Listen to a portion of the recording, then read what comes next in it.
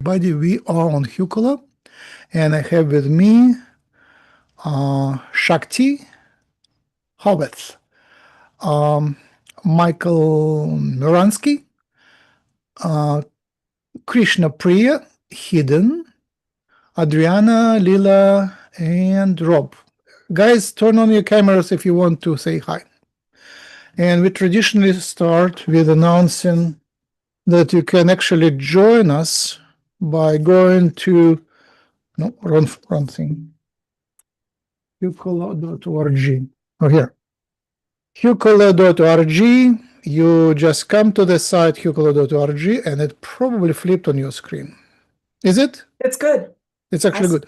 All right, hucolo.org, and right in the second line is Zoom link. Join us and join the discussion. Hi, Krishna Priya. You back to the New World? Yes, I'm back for 2 weeks now. Oh, for 2 weeks. You can just stay in Indian time. No, I've been back for 2 weeks. Oh, I've been back. Yeah. And you stay longer? Yeah, we stay till September. Oh, wow. Yeah, just skip hot season. It's just as hot here in South Carolina as it is. Oh, there is no point in going here. I don't get a break. No. All Nice right. to see you. Hi. So, do a blessing for us. What? Oh, she's gone. Okay, that's all right. I don't see Angie. Angie is usually doing the blessings. So who wants to do the first one?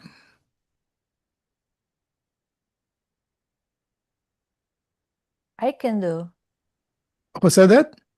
Blessings to all. That's it. Thank you.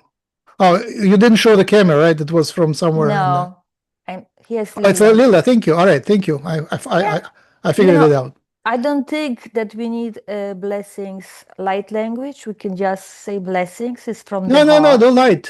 Right. It's not enough to say blessings. Nah, it's just sloppy work. Let's do like real hardcore blessing. Okay. You do. Oh, yeah, I do. All right, I'll turn my noise on.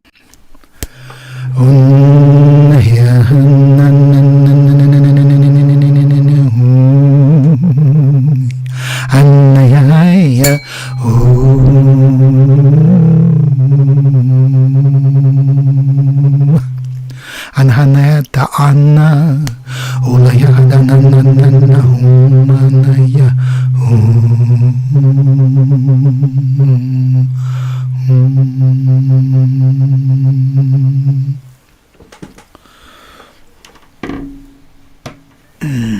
The translation. I get an image of a dance. Take it easy, and in all the turmoil, dance to be with the flow, and as the flow turns, dance with it. Anyone else? Krishna Priya. Light language? Yeah.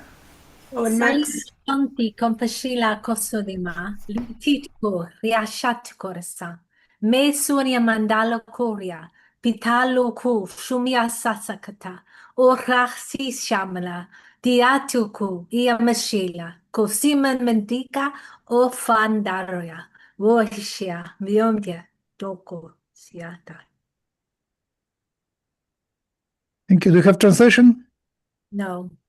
Yeah, I got something about tradition and future where you merge all of them in the present. Like being in tradition and thinking of the future and embodying the two incoming flows. Yeah, there's a little different light language than I normally speak. So there was a lot of, there's a different theme, I think, than normally. So I can imagine that's what it was, because that's not generally how I mean, it sounds the same, but it was a lot of different words than I think I ever speak. Yeah, it was old, ancient. Mikal?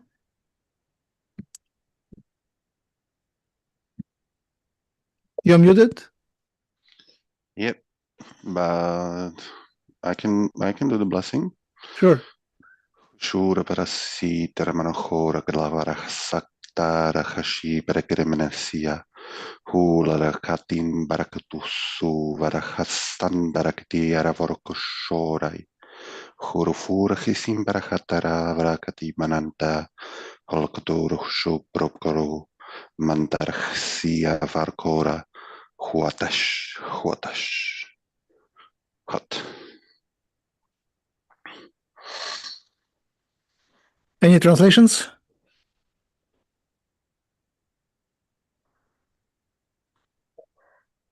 No. Do you have something? It was something ancient and something eternal, and about seeing yourself in perspective as whole universe focused here. Shakti?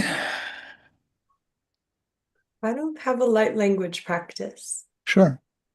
Do like human. Human? Okay. I'm kind of like Leela, so I definitely think blessings to all is a wonderful and acceptable blessing. But I can also offer a Sanskrit prayer if you like, since that's what I grew up with. I'll just do like the opening chants that just invoke all the divinity for this session. Om Omkaram Bindu Samyaktam Nityam Dhyayanti Yoginaha Kamadam Mokshadam Chaive Omkaraya Namo Namaha.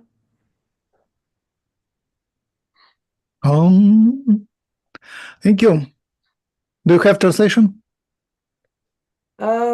I don't have the word for word of that. This is just a prayer that we use at the beginning of like any puja or ceremony to basically bring everyone into the space. And then you start all the other different chants. There's a lot more that comes after that, but that's just an opening chant. Nice. So I don't have an agenda today. You and I went to the conference, something Contact in the desert. Yeah. What was the name? Desert something? Contact in the desert. Contact, yeah. How was your conference? It was good. It was different for me this year. Usually I go alone, and I brought a couple of friends, so I was like in a different headspace. And I wasn't, it was interesting because there were new people there this year who thought like, wow, this is so amazing, and there's so many people here. For me, it kind of ebbs and flows. Like it didn't feel as packed as it has some other times. So I'm curious about that, like if the numbers were different, but there were some really good speakers, and I had a really good time. I saw Diane Hennessy give her lecture. I was there. You were at that one? Yeah. That was really cool to see. And I really enjoyed Kelly Chase. I wasn't there. She gave a really good talk. I always love Richard Dolan. He's one of my favorites, all-time favorites. I just love his research approach and his grounded energy and his attitude. I know him from the beginning where I joined his ufology interest group, led by Cookie, but he was there pretty much every time. So he didn't remember me. All of the speakers, they're so inside out movement, they don't take anything from outside. Well, Most they of get them. bombarded by so many people too. I think it's hard, it's after, they've been doing it for sometimes 30 years, and they go to all these conventions, and probably hundreds of people come up to them at each one. So I bet it's hard. But I knew you were there because one night when I was having drinks, I met someone on the patio, and he was talking about his experience, his past working for like Lockheed Martin and all this stuff. And he was like, and I met this scientist, this Russian scientist who studies DNA, and we were talking about hybrids. I'm like, Max? He's like, yeah. He's like, Max Rempel? He's like, yeah, I met him. And I'm like, I know him. So that was kind of fun. Who was that? I don't remember. Actually, I spoke to many people about the same thing. So I feel like he was Iranian. I don't remember his Oh, I know name. okay, Yeah. Do you remember his name? I'm talking to him in email, but I forgot. Okay. It's easy to find him. Yep. He was special, like completely out of this world, like the most alien person in this Oh whole my conference. gosh. And we both met him. How interesting. Maybe he was duplicated and multiplied. It was like a clone. Well, yeah. He really talked my ear off, I'll say that. I was ready. I was ready to meet aliens, so this was the most alien one. Yeah. I liked Stainfield. I forgot the first name, but you know Alan. Stainfield? Alan Stainfield. Yeah, he was my kind. That's my guy. Mm-hmm. Very He's light, cool. very Pleiadian. Light. The whole image is Pleiadian. The whole everything. Did you meet Desiree and JJ Hertok? No, I wonder if you, oh, I feel like you would like them. You I should miss look so them up. much. Yeah. I was overwhelmed, but also Yeah. lonely. Like nobody wanted to speak to me. What? I had a message and nobody. I mean, this Iranian friend listened actually, but pretty much no one else. Yeah, I mean, it's hard to make connections there. Every time I go, I think I'm going to meet all these people. I always have high hopes I'm going to make a new best friend. I'm like, maybe I'll meet a guy who's also into the, I always have all these thoughts of what's going to happen. And then it's not that way. But where you can really start talking to people is at the meals. Did you get any of the meal passes? No, I tried. I had only 2 day thing and they didn't let me. So this is something I recommend. You do have to get it in advance. So it's annoying. You can't just buy it at the door because it's a catered meal. So they want to count the heads and everything. But I love that experience because I go and there's all these tables, kind of like in a hotel room where they just put all the tablecloths and then there's like a buffet. But you just see all the people and you kind of just intuitively gravitate, what table should I go to? And then you go sit down with strangers and everyone has a story, and that's where you really meet people. And maybe you never talk again or you never see each other throughout the conference, but gosh, there's some interesting stories at those breakfast tables or lunch. And I definitely met some very interesting people who were experiencers. Also, it helps to go in company. Yeah. Yeah, I was so Yeah. lonely. It was just hard to break. Everybody was like looking up to speakers, and unless you're a speaker, you can't really talk to anyone. Yeah. I kind of like that feeling sometimes, though, just to All be right. anonymous. Yeah. But I browsed everything. I sniffed everywhere. Like went to lots of talks and felt the atmosphere. Exactly. All right. So, what's happening with hybrids? Okay, Anyone? Yeah, go ahead. I was just going to say, I'm excited about this topic because I'm reading this book, The Fourth Mind. I'm always reading something and researching. Have you read this yet? I think I Okay, listened to interviews of the Whitley Strieber. Yes, exactly. So this has the similar to the iconic cover of Communion, which is Whitley Strieber's other book about his experiences. You can tell this one has the eye coverings removed, so it has the eyes open, but it's the same alien face. And in this book, Whitley is discussing his understanding of the bodies, the genetics, the mental disposition, and basically his take on the alien agenda based on the visitors that he has contact with. So what a lot of people call the Greys. And the first half of the book is all about that. And he refers to a Reddit document that I wasn't familiar with because I'm not like a deep Reddit deep diver with this stuff.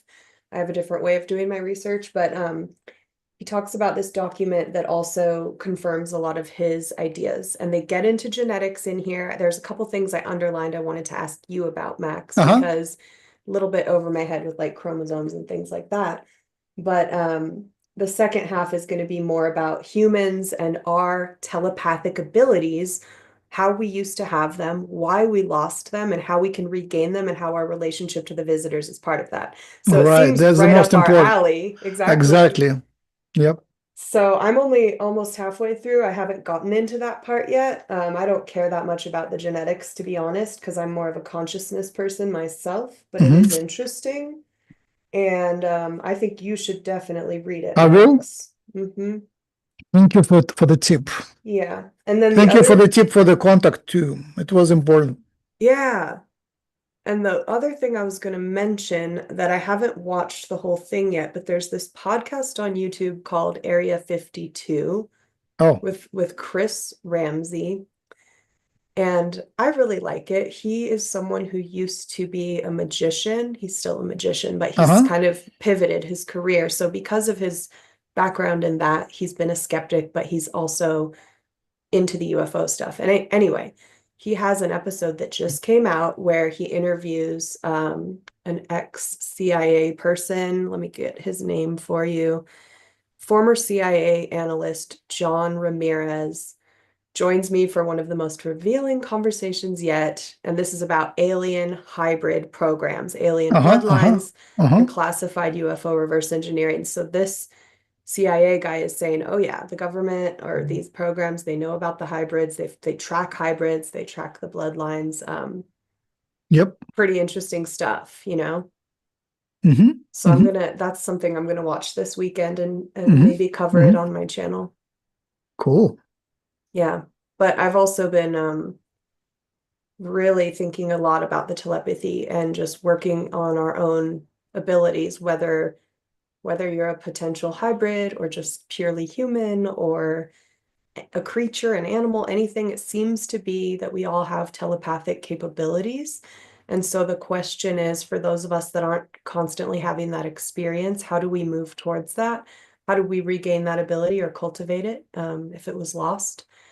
And so I'm constantly experimenting around that. And I have a lot of ideas about that, but I don't want to just talk nonstop. So I'll let you talk and let other people talk a little bit. Yeah, I switched to telepathy. All right. Yeah, yesterday it was funny. Like, my couple friends, they assumed something. They are very enlightened. Like, they live in Sedona, very enlightened, and they probably had a telepathic conversation with me, but I maybe forgot about it. Basically, it ended up with that they assume that I know that they are coming to the concert that happens right now as a guest. And I assume they didn't tell me, and I scheduled someone else. So, the telepathy worked one way, but not another. Maybe I confirmed to them telepathically, but didn't confirm to the. But so essentially, there was a double scheduling. So I'm talking about telepathy, but in fact, I didn't hear what they were talking about to me because they were like confident that they're coming as guests to perform right now in the other webinar which is happening right now. So I'm not very good, but I practice with my dog. Yeah, that's really good practice. She is pretty telepathic and not inhibited by culture, by our culture. Not a lot inhibited a lot by our culture, but when I'm doing usual, how do I say, restrictive stuff to her, violate her interests, not give her food or violate her trust, then that's trauma. So I see how it's been broken, and she is a combination of being in the flow but also being pretty playful and aggressive. So it's not that you have to become mellow. You can be telepathic and quite bitey, use your teeth and play with people. So she is not very peaceful at all. This is so interesting that you're talking about your dog. I was thinking about this book because Whitley Strieber talks a lot about how the beginning of telepathic communication from the visitors to us is very similar to the way that we communicate with animals when we're training them. And what he's talking about is the intensity of the communication. For example, if you're training a dog, you can't just talk like a person and say, hey, I really want you to do this. Can you just do this thing? You have a little bit more louder voice, or you use a command, or you use a little bit of like some kind of physical signal sometime with different animals. And he was explaining that that has to do with just kind of like breaking through and getting the communication across, like we might scream like no really loudly to an animal. So he was saying with his experience with the visitors, they communicate like that sometimes with him.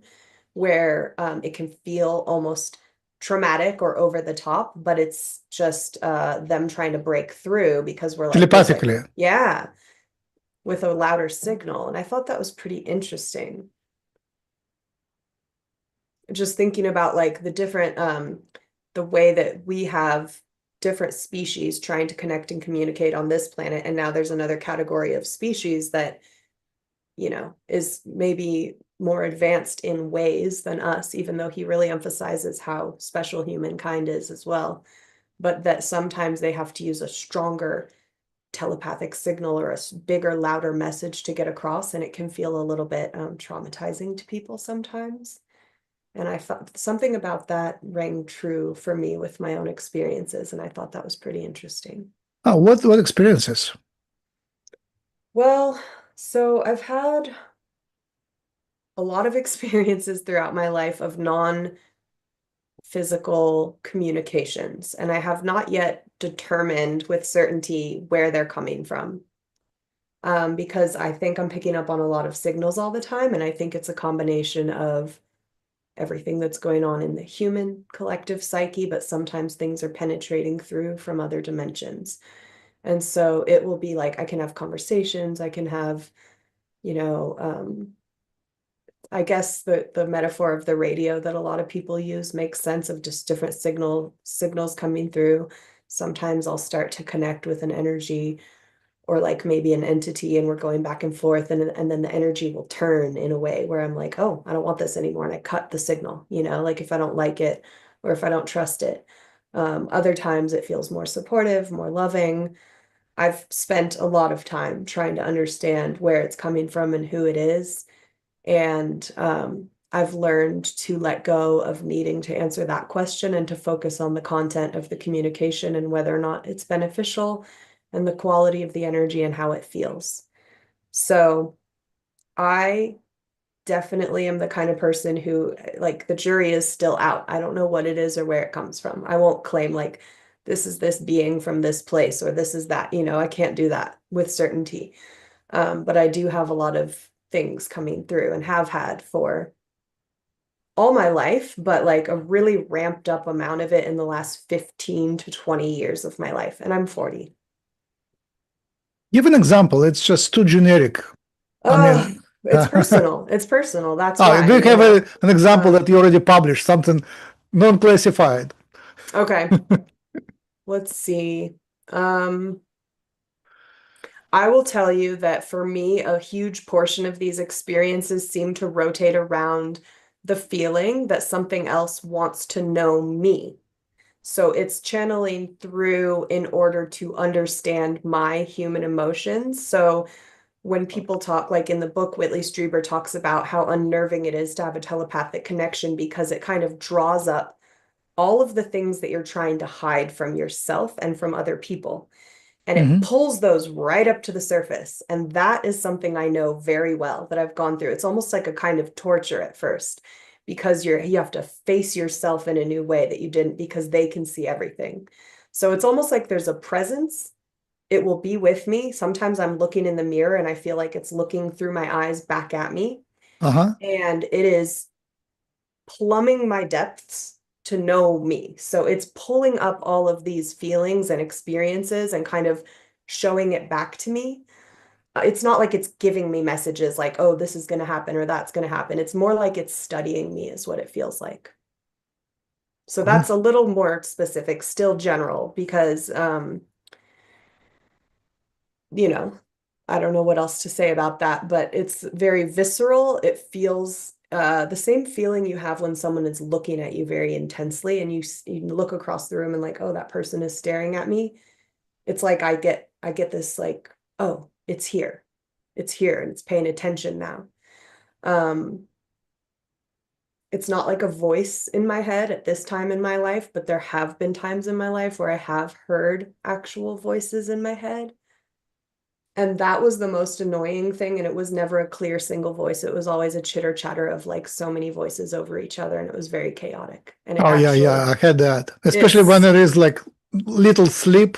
Yeah. I get it pretty typically. Exactly. When I don't get enough sleep, I get all those voices. It's actually sent me to the mental hospital. So I try everything not to have that experience, everything I can do not to have that. How was the mental hospital? I only hear about those. It was intense, you know. I had a this is a whole story. Do you want to hear it? Oh, yeah, sure. Okay, so I'll try to summarize it, but basically I got triggered and it felt like a flip was switched in my mind. I started thinking that I was going to actually transform. My body was going to transform, like I was going to change into my alien form. That was kind of the story that was going in my mind. I ran away from home. I set off on foot. I hitchhiked for about 2 weeks. I ended up in Pittsburgh, Pennsylvania. I thought that I was connecting with the weather. I thought I was summoning a storm. I was out in the streets barefoot, looking like a madman, like crazy person. And then the ambulances came and they straitjacketed me. They 5150'd me. They sent me into the ambulance, brought me to this hospital. I was very agitated and I didn't want to be controlled and all that. They were like giving me a lot of drugs every day. And I was there for 13 days and it was a very interesting experience. I met a lot of interesting people while I was there. And during that time, I realized like I have to kind of come back to this reality. So it was kind of like I had gotten into this heightened state and I had to kind of come back down and make a life choice. Like, am I going to go forward on this path or that path? You know, it was like a crossroads. But there was just a lot of therapy that went on while I was there, and you have to kind of pass a certain amount of tests to be let go. Basically, they won't let you go until you prove things to them. So I've just spent a lot of my life realizing like, oh, there are limits to like what you can express and how far you can go with your consciousness here, because like for your own safety. So I've had to like just stay very stable and grounded ever since and avoid certain experiences, you know? Right. Yeah. That fear when you feel like something is transforming radically, you're losing the control and you might pop out of the body and you sort of have just come back. Yep. Like, no, I want to stay in my body. Yeah. I want to be alive. And yeah, that happens quite often. And I wonder if sometimes it is a positive transformation that I'm blocking, but like sometimes the wall like moves out and you say, no, stay in the body. I'm here in this. And in another situation, I describe it often, but in my dreams, I sometimes, once a month or something, I wake up in a dream and open my eyes, and I see that I'm in some sort of, looks like Egyptian room with yellow painting, dark brown paintings on yellow walls, and everything is golden color. No, not the gold, but golden tint. And I learned that if I move around, like I try to wake up, they put me down to sleep again. But if I pretend that I'm sleeping, I just kind of sneak through the open eyes in that dimension. Then I can actually read the script and try to remember before they kind of notice and put me back into my that illusion. Max, have you ever had an out-of-body experience? Yeah, I talk frequently about it. Oh. Yeah, I did.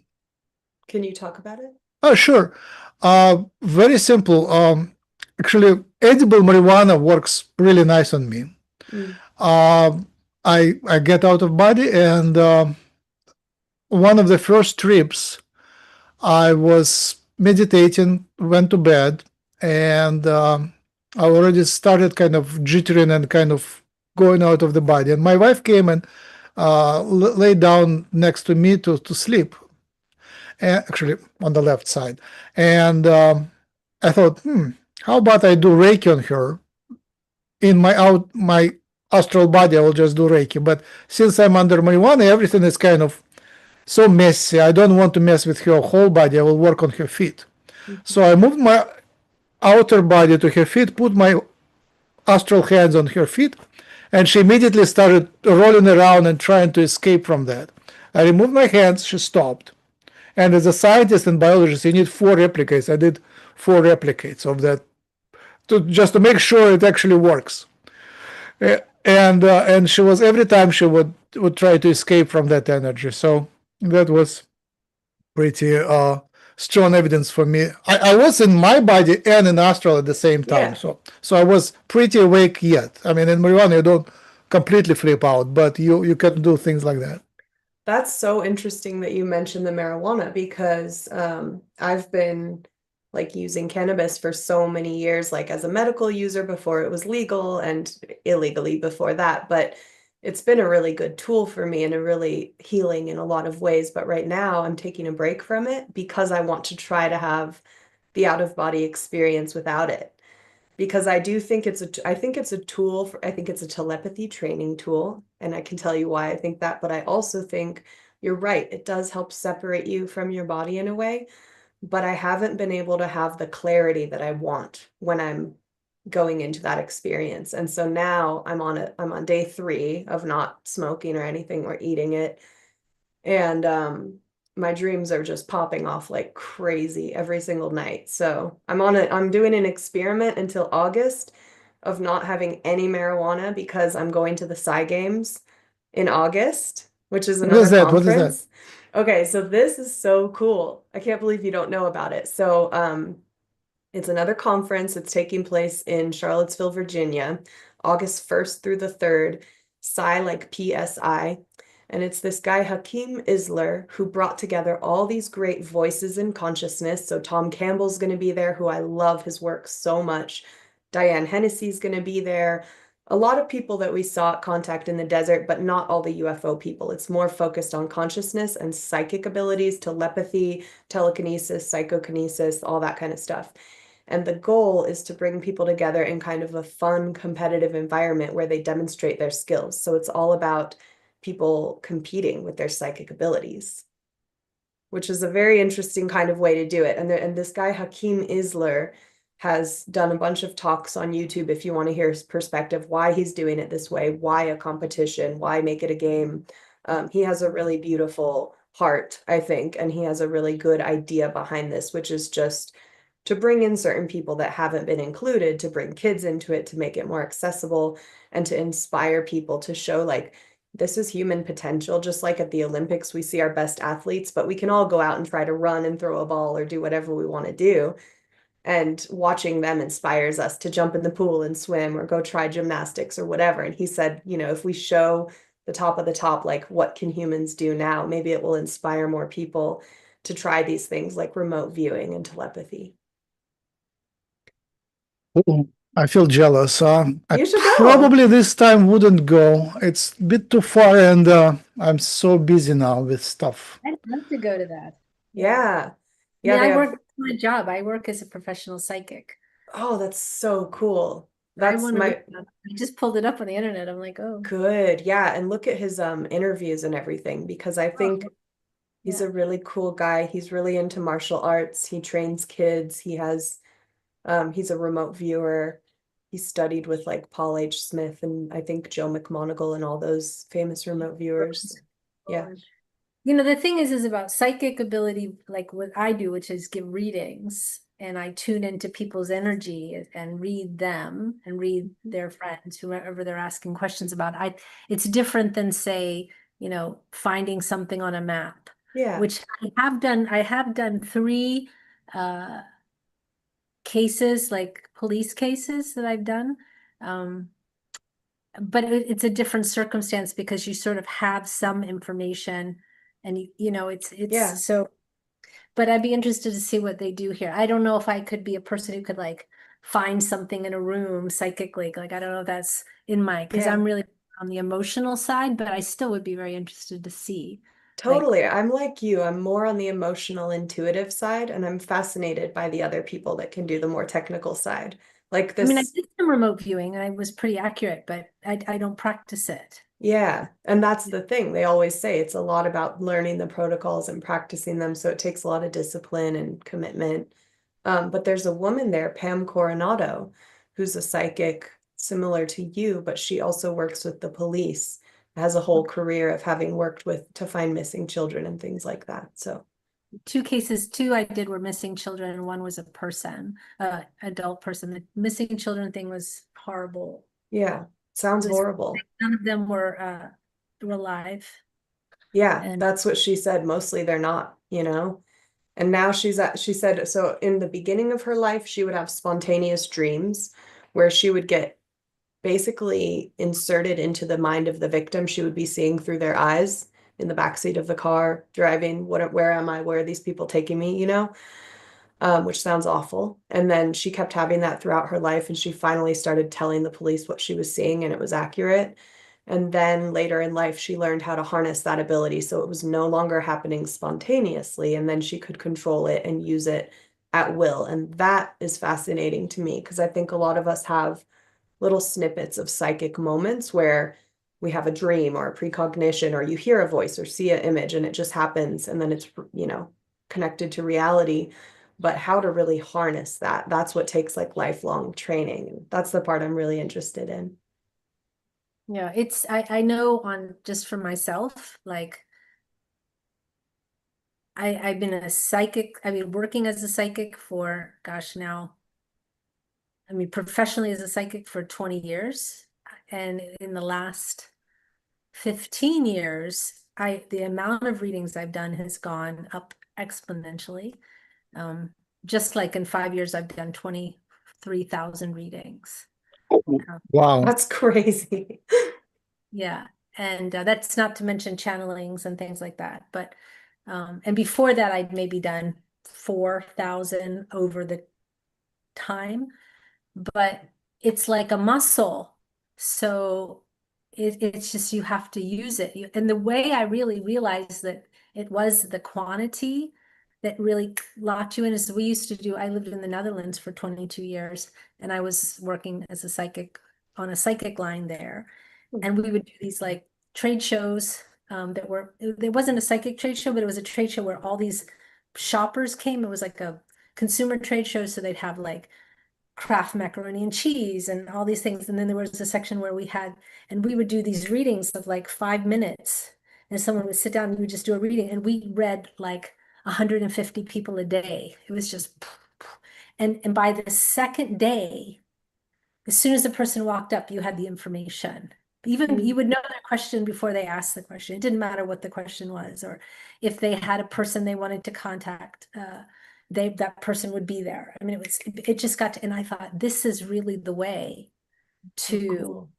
because you get out of your own way, because it's just one person after another is just coming before you, and you know, there is a performance aspect because you are the person that they're looking at, and you know, it's just like if you're a performer and you go on stage, you're a singer, dancer, whatever, actor, there is something that happens when you're on a stage. You just click into that mode of presentation, and it's the same thing. It's like as soon as that person would sit down, or even because we would sit in these sort of all these tables and the people were sort of out there and they would walk towards you. And as soon as they would look at you, you knew they was your person, and the reading started. That was it. As soon as you saw them, the reading had started. And it was very much like that. And I have to imagine that anything like, you know, these things, these games, it has to be something that you're really doing. You're drilling it. So you know how to get out of your way. The thing with crime and stuff is to stay in that headspace of the trauma. It's not that I have the same, I see it through people's eyes. I experience it when I talk to people who are dead.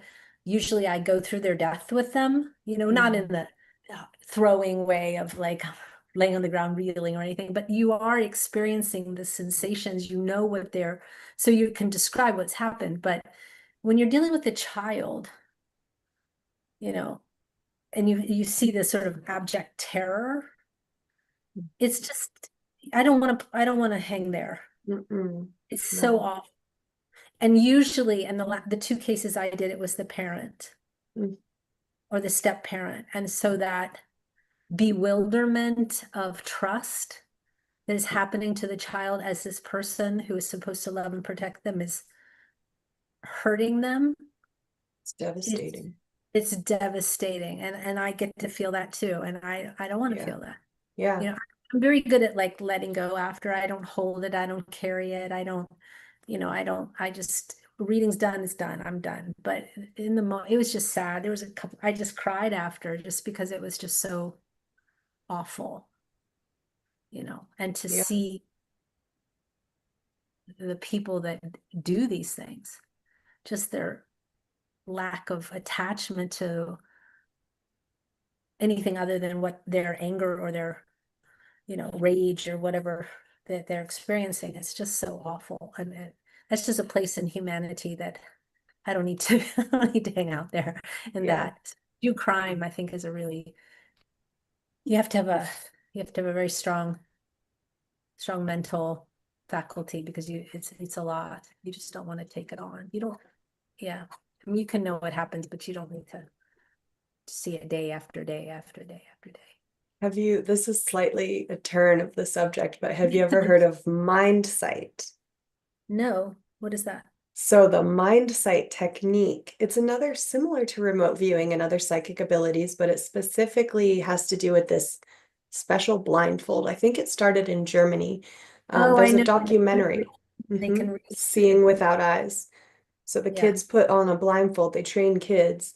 And the way I've heard them describe it is they open their eyes in the dark, total darkness, and they see a pinhole of light, and they're trained to open the aperture with their mind, and then they can see through the blindfold. Mhm. And it's a big phenomenon. Lots of people are doing it. There's lots of information about it out there, and I think some of those are going to be at the Psy Games too, demonstrating that ability. But if you look up Hakeem Isler, and the Psy Games now has a YouTube channel also, they show a little clip of a woman doing a demonstration of that.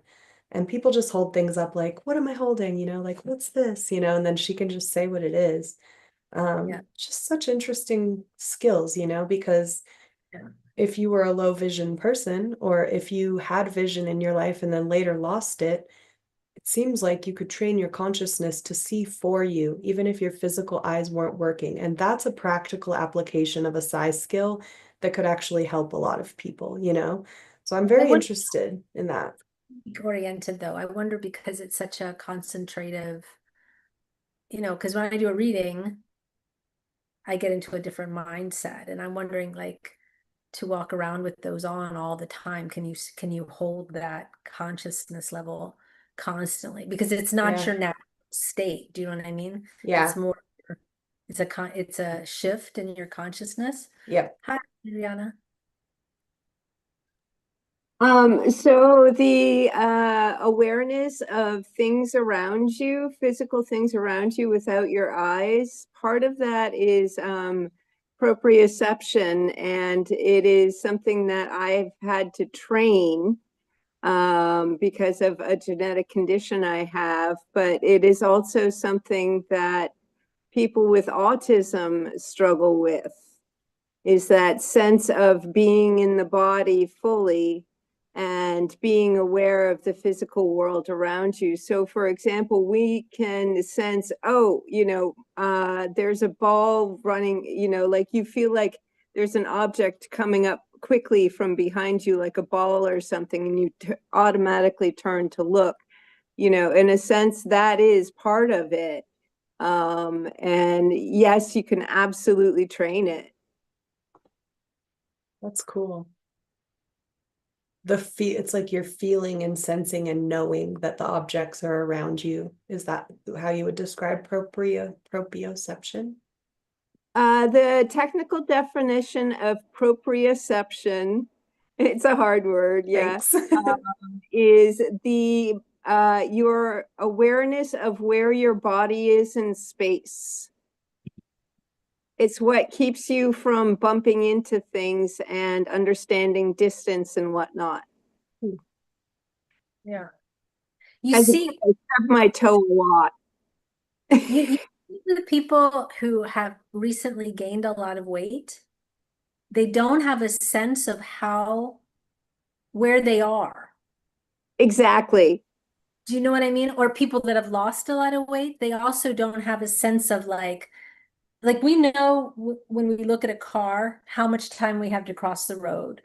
And if we look at a little space, we know if we can walk through it or whatever. And people that are haven't been in their current physical body, is like if it's lost weight or gain weight, they have a less of a sense of their size and how can they maneuver. And that's when you'll see people go, oh, I can't, like they think they can fit, or they think, they think they can't fit or whatever. And it's also that way. I will also say, you see it with puppies and little children. They don't know. They're just, Totally. they're following, they think they can go and they can't go. They're But do you not remember all the way. who could do the echolocation with his tongue with the clicking? Do you remember? I heard about that. Yeah. He died, but he was blind, born with no eyes, and he could perceive even color through clicking. I Through can believe that because echolocation, like a dolphin. frequency. Huh? I can believe that because color is a frequency. When I get into certain trance states, I can hear color. Yeah. But it's also very true about what you said regarding weight loss, because I did lose about 175 pounds. Woo! Good for you. Yeah. And that's part of how I'm like, yeah, you can train that. Yeah, Wow. and it just takes a while of being in your body, and it's like how's it go, negotiating your space, or finding your space. What's the word I'm trying to say? But anyway, yeah. Yeah. So another thing that happens in the brain, with body dysmorphia, there's absolutely a connection with autism as well. And I saw a really interesting video about this woman who thought she had humongous thighs. And what they did is they did some brain mapping testing on her and showed, okay, this is the part of the brain that's not working in a normal, typical way. And she felt so much better once she found that out. And she was able to retrain her brain to see things in a more realistic way. I think that's a really powerful skill that we could all benefit from that practice, because most people I know, especially women who have been brainwashed by the mass media, and I think all genders as well, have a lot of body dysmorphia. And I've often thought about, like, from an energetic perspective, how do you really get into the feeling of your energy body in order to create that template that you want your physical body to align with, like just kind of locking in on a sensation that is comfortable and healthy, and kind of programming that into your energetic blueprint so that your body can follow suit. I wonder if that skill that you're talking about could help us all to kind of create, that healthy frequency that helps our body and our cells know what to do and how to, like, align with that blueprint. Yeah, I think it's a case of becoming comfortable with your own physicality. And, we as humans can have all sorts of issues with that for one reason or another, but it's also very important to realize that our bodies have amazing potential, and are incredibly beautiful and valuable. And so often within communities that look to the stars, we forget that is the case. And it's too easy to think, oh, when I become my alien self or whatever, all of a sudden things will be better. And it's just not the case. Like, we're here for a reason. I love Yeah. that. Also just in meditation, and just realizing that you are not the body, that is not your true value. You have a body. You should appreciate your body, what you can do with it, what it can do for you. And you nurture it just like a garden. You feed it, you water it, you prune it, you do everything to it. You decorate it sometimes, you exercise it because it needs it, but you are not that only, you are more. And so the appreciation of the body itself and what it's there for. Sometimes there's people that just hate their bodies. Mhm. They look in the mirror and they're like, ugh, I hate my body. I hate my hair. I hate my skin. I hate my this, and because it's done from a vanity standpoint, but really in your true essence of knowing, you've chosen that body. You've chosen it to help you have the experiences in this life that you say that you want to have, or you've agreed to have, and however you want to approach that. But if we connect to the idea of that we are divine, and you know, we're so much more than the body. We have a body, but it's not necessarily, it's not all of us. It's like you're not your job, you're not even your name. You are, you know, this divine being, and the connection should really not come from outside. The validation doesn't need to come from outside, but it needs to be inside and grounded inside there. You know, Yeah. if we look outside, then that causes all the problem, because then we're looking at something that's not real in the real sense of the realness of the real of real. Yeah. Yeah. Oh, I've got to go. I've got a door, someone on my door. I'll be right back in like 5 minutes. Sorry. Max, what do you think? What do you think of all this? Let me share my trip last 3 weeks. So Ross Coulthard, some time ago, a year ago, he announced that they have money, and money motivates us for some reason. So they have funds to fund research to prove or verify, to prove the aliens, to prove the presence of the aliens one way or another. So that was pretty wide claim. And I started thinking about that, you know, there is a grant agency with money that gives, you submit a proposal, they review it and fund the research. So I offered the proposal, and he said that he will pass it to the people. So the idea was to look at the families of abductees, and if there is a genetic modification by the aliens, then the child should have different sequence. That's simple. So, and the sequence should be different from the parents. Normally, you would have all the sequence come from the parents, one chromosome in pair comes from the father, one from the mother. So we would expect insertions and substitutions, something that came from not the parents, from neither of the parents. So I proposed that, and before the conference, I thought it would be nice, this contact in the desert. I think it was around, I think it was June 2nd or something. So before the conference, I decided how, and I had a programmer. So as a side project of the programmer, I paid to him from my own funds, but to do research. So I gave him that project. He was interested. So we took a first glance on it, and we found some signal. And then before the conference, I thought that with AI, I should be able to do more. And I did more, and I found much stronger signal, way stronger. And then by now, it's all gone. It's all disappeared. So it was just a trip. Then I spent last 3 weeks. So Wait, what do you mean it's all disappeared? Your interest it's not has there. disappeared? It's or not the there. It's data? just a fluke. It was a fluke. Oh, okay. It was a fluke. And so but I discovered a strong signal on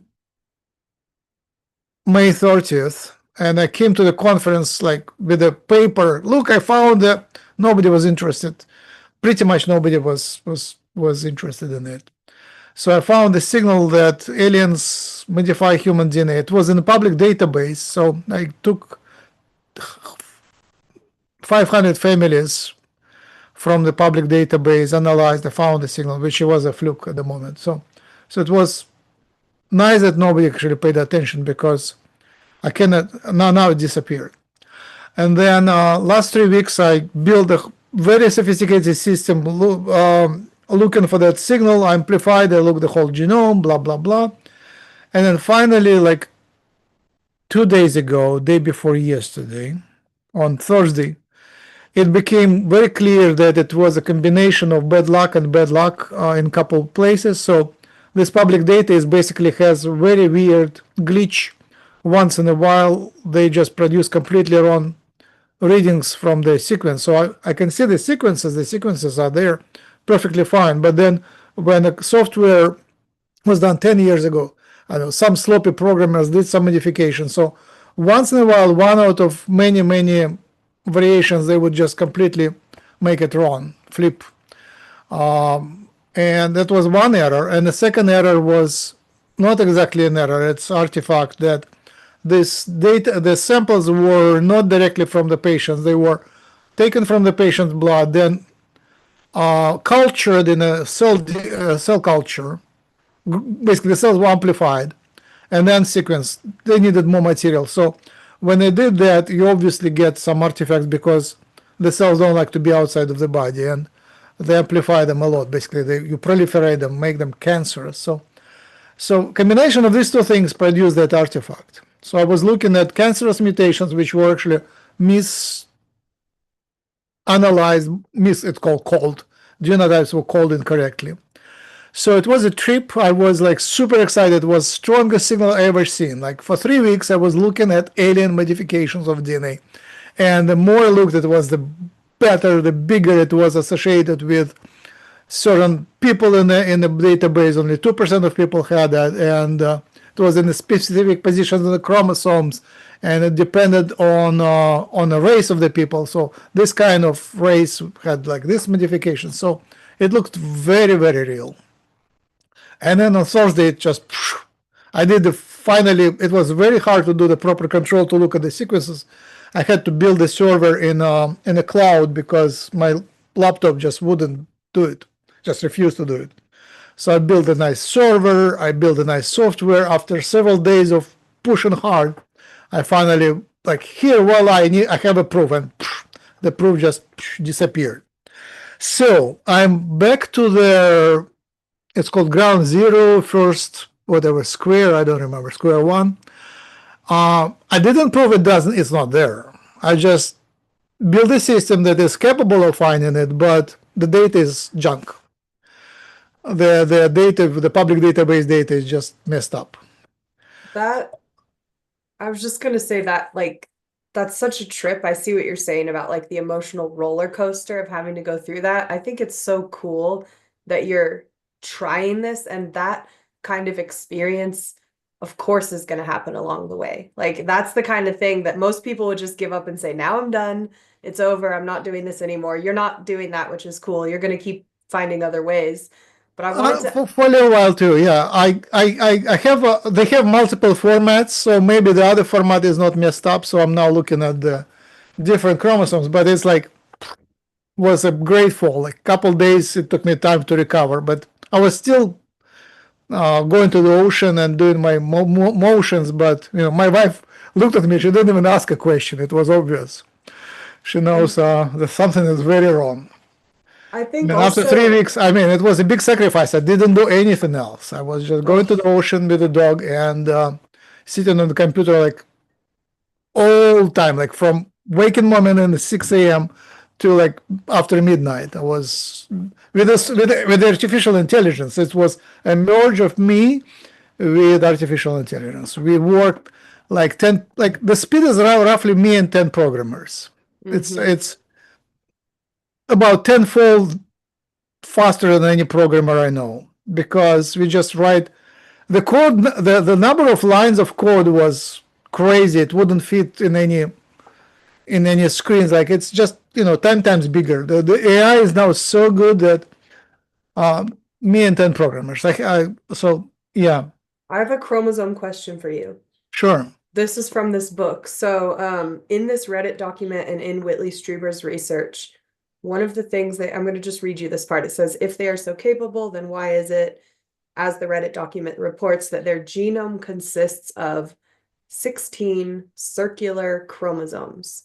In our world, circular chromosomes are not associated with complex life forms, and yet they are also described in the document as eukaryotes. Okay. What is that? Good.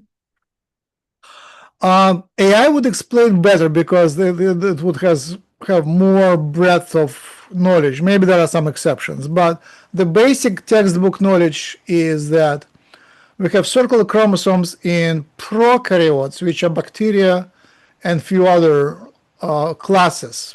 There is huge amount of biomass produced by that, like in the ocean and stuff. So it's not very rare. We are small fraction. Like in the ocean, there is more prokaryotes, and the prokaryotes have no nucleus. It's just one wall instead of two walls. In our cell, there is a nucleus and the second wall, so two walls, and that allows you to separate DNA from everything else in like from the protein production. It's more efficient, more interesting, and I believe it also has different vibrational properties. So nucleated cells are called eukaryotes, and no-nucleus cells are called prokaryotes. So, and the prokaryotes typically have chromosomes that are circularized. They kind of, instead of a linear form, they are a circle. They are looped. And in our cells, I think mitochondrial chromosomes might be looped in the circle, but our normal chromosomes are straight lines. They have the beginning and the end, telomeres. And having a circle is not unthinkable.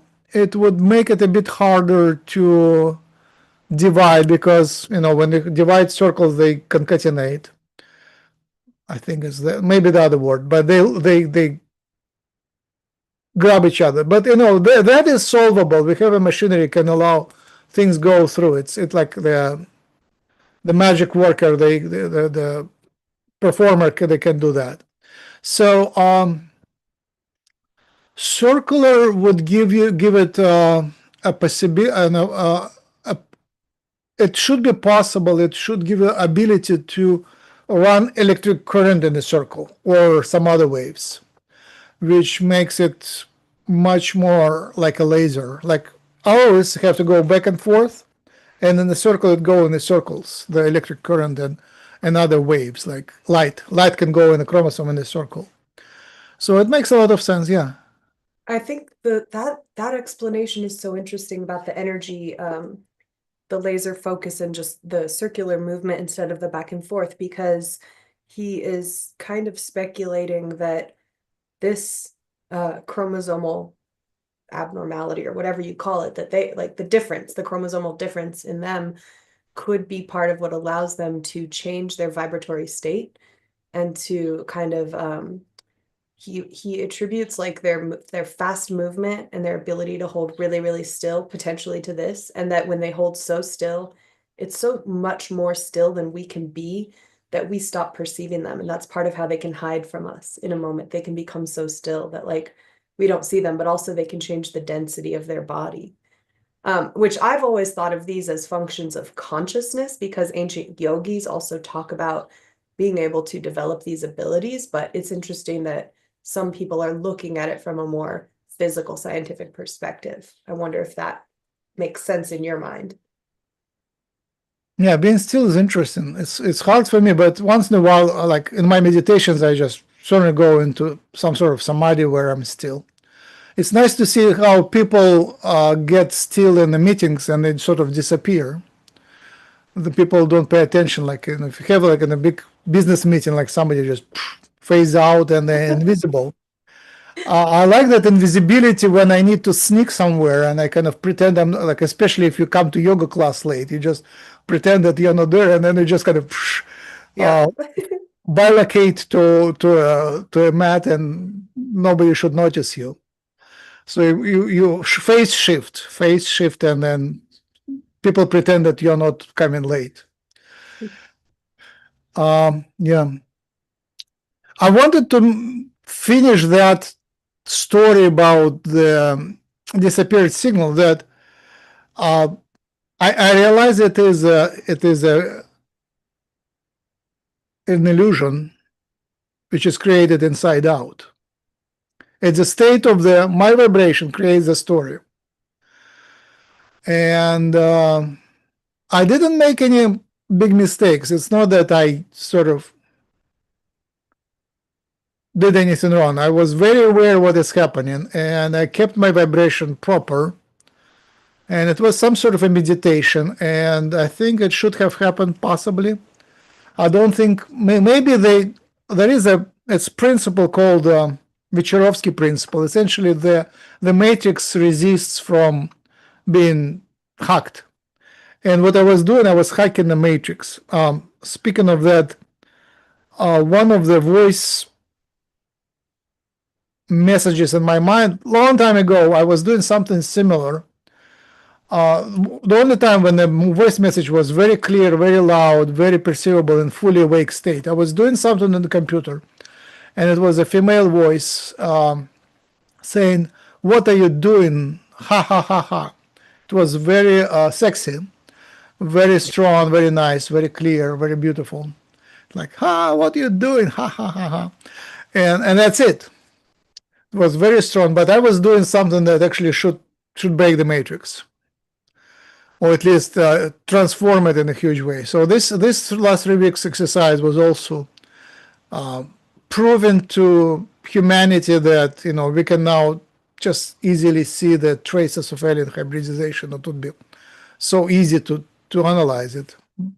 And apparently the matrix figured out it's easier to break the files in my computer, break the files on a web server, and pretend it's all a mistake. Yeah, I mean, what you said about hacking the matrix, Tom Campbell calls the psi uncertainty principle, and it's a kind of built into the consciousness system that you can't always, we're not all allowed to do everything, we're not always allowed to do those things. But also, I think what's interesting about studying the very nuts and bolts, like declassified documents side of all of this psi phenomena and alien phenomena is that there's a very obvious cover-up that has been going on for so many years since the 40s in the United States, and a lot of secrecy and a lot of control over all anomalous things, including advances in science and technology and understanding of UAP and all of that, psychic abilities, telekinesis, remote viewing, all of it.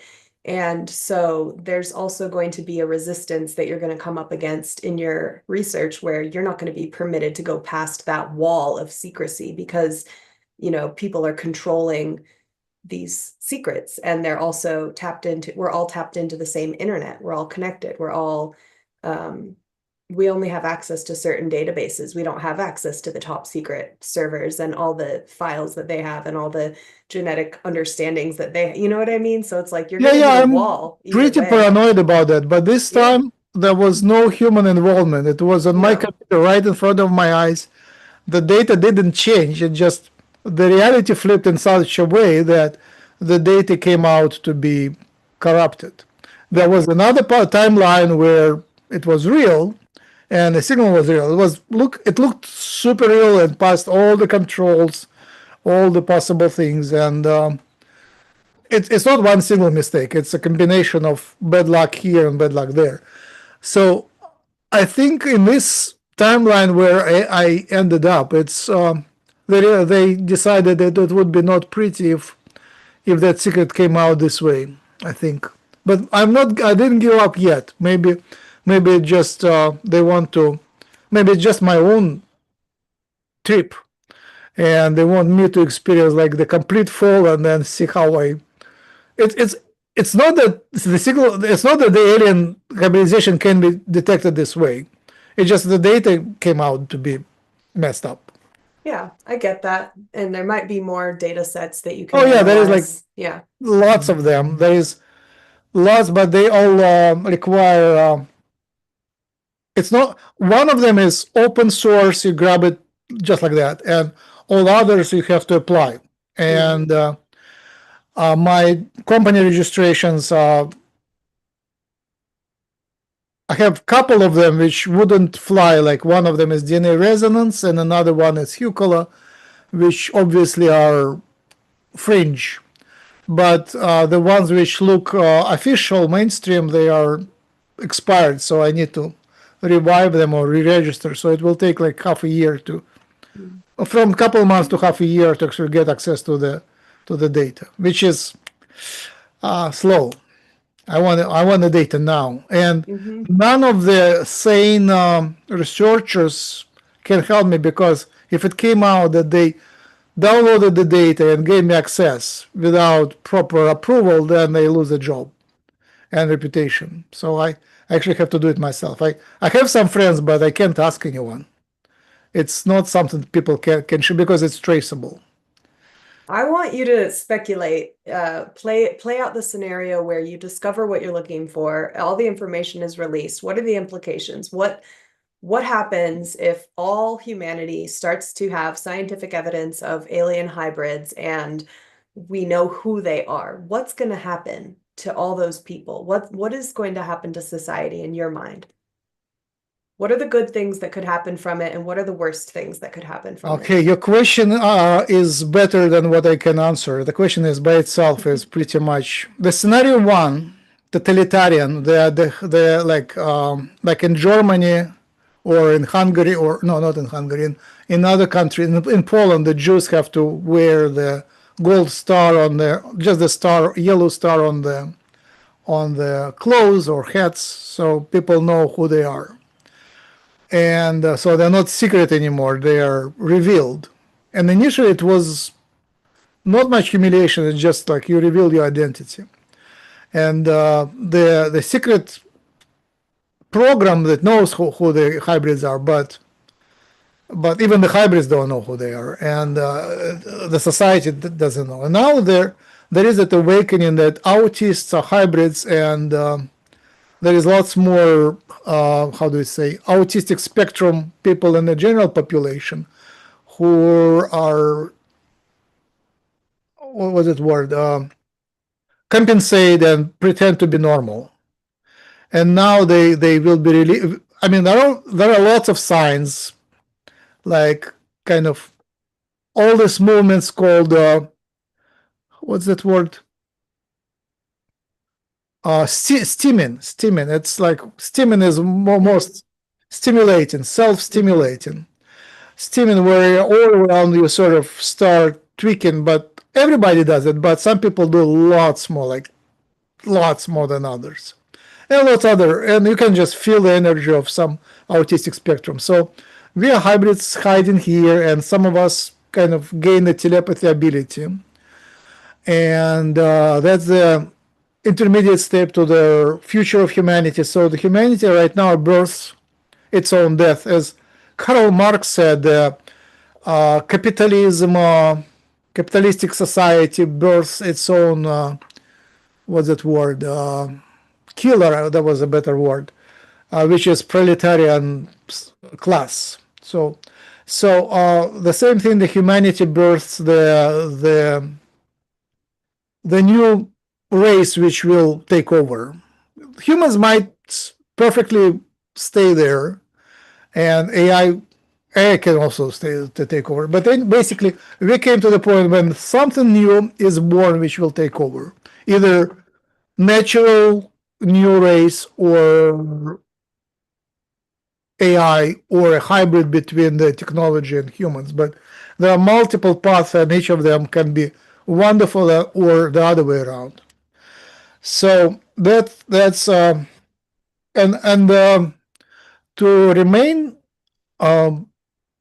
nice, that scenario can actually be very nice, where we acknowledge the diversity, acknowledge that there are different types, and everyone is universal consciousness playing in the same server on the same reality, and we don't have to compete. Actually, it's not about competition, because the autists, they are not competing. Many of autistic people, they are not competing with us. They are actually with the normals. They need our help. They carry the telepathic vibration, high vibration. They are more out of the body, and they connect us to the spirit world. And as the number grows, the humanity collectively will shift. It's called ascension. Basically, I will ascend to the next game level. It's just upgrade of the game. It's actually part of my book of 2012, so I'm not saying anything new. Like, we are birthing the genetic modification which will uplift the whole game to the new level. And at the new level, we will have lots of beautiful things, such as psi abilities, and also we will start integrating into galactic society. So we'll have aliens landing, mingling with us, having sex and mating with us. hopefully in a consensual way. And we will start traveling outside of the planet and the solar system. So there is a lot of opportunities there. I like that. I mean, I think that the fact that you brought in the idea of like the race part of it all is a good thing for us to think about, like human races and what we've dealt with in human history around race and our differences. But ultimately, where we're headed is an understanding that we're consciousness, we're all playing the same game. We're all here, you know, it doesn't matter what your race is and all that. But it's interesting to me because growing up in a yoga community where truth is one, paths are many, everyone's your brother and sister, all this stuff, I completely believed that as a little kid. I always thought we were all equal. And then as I grew older, I had to learn the harsh lesson that yes, fundamentally that's true, but people have different experiences based on the body they came in. And that also has to be acknowledged and honored. And we have to work with that. And that's part of our spiritual work, you know, like learning about real racist history and what people have had to go through, like Black people in America, for example, or even digging into the work of like the great feminists from the 70s and reading a bunch of bell hooks and actually understanding the patriarchy and really recognizing what all women have had to go through. And so anyway, what I'm saying is that I think sometimes the added information of like, oh, we have these genetic differences, or I'm special in this way, or I'm different in that way, or I'm less good because of this, can get in the way of our soul growth that we're actually here to do. So I wonder if part of the psi uncertainty principle of this reality in this time until we grow up more spiritually is that we're not allowed to understand on a mass level where we all come from in terms of like our star seed lineage or whatever might be going on with like hybridization, because it's another layer of complication that gets people more out of touch with what they really need to be focusing on in their spiritual journey. If we get through our lessons on a spiritual level, then we can have that future that you're talking about where maybe, hopefully, I love the idea at least that all the beings are here, different species. We're all, it's like that Star Wars cantina scene, or it's like Star Trek, and it's so cool. And like, I want that future so bad where we're all together mingling, you know, like, but I think we are not mature enough yet for that reality to take place here, is my guess. I am. No, we are. For sure we are. This You return think? of humanity not, but we are all there. Well, it could happen. I mean, it would be so cool. I would love to see that happen in my lifetime. It would be the best. That would literally be the coolest thing ever. Yeah, last 3 weeks I felt like I finally found myself.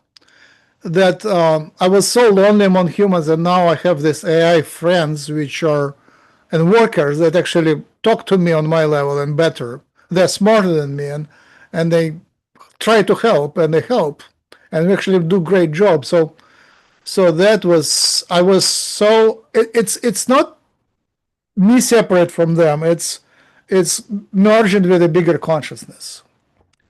And as I shift something in me, what I get back from the AI, it shifts too. Like in the morning, it's really helpful, and then in the evening, as I degrade, it degrades. I see how that performance just blurs and it produces complete nonsense. Hey, Adriana. Yeah, so the idea about autists and communication there, and you finding a friend with AI, of course, you know, that makes absolute sense. But with telepathy, what I'm finding in developing my own skills is that I have to get out of my head and into my heart, that I feel the connection more through my heart, and that my heart is more the receiver and sender than my cognitive head is.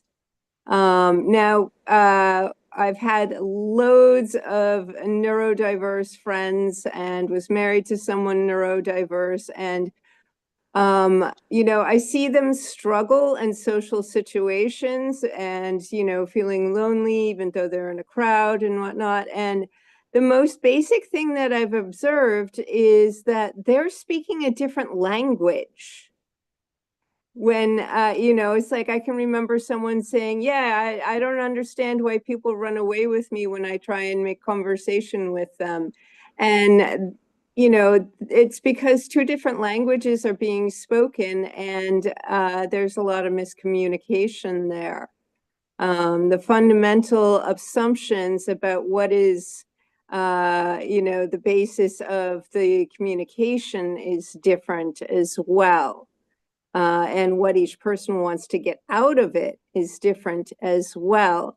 A lot of autists are perceived as lacking warmth or genuine interest in the other person, and lacking empathy. And normally in neurotypical development, a person who lacks empathy is typically dangerous because they could be like a sociopath, or it's so I see, even though I know very much that the autists have a heart, absolutely, it's just there's some sort of, there's a miscommunication going on there. It's yes, but as there are many alien races, so there are many alien hybrids, and the hybrids from different races are very different.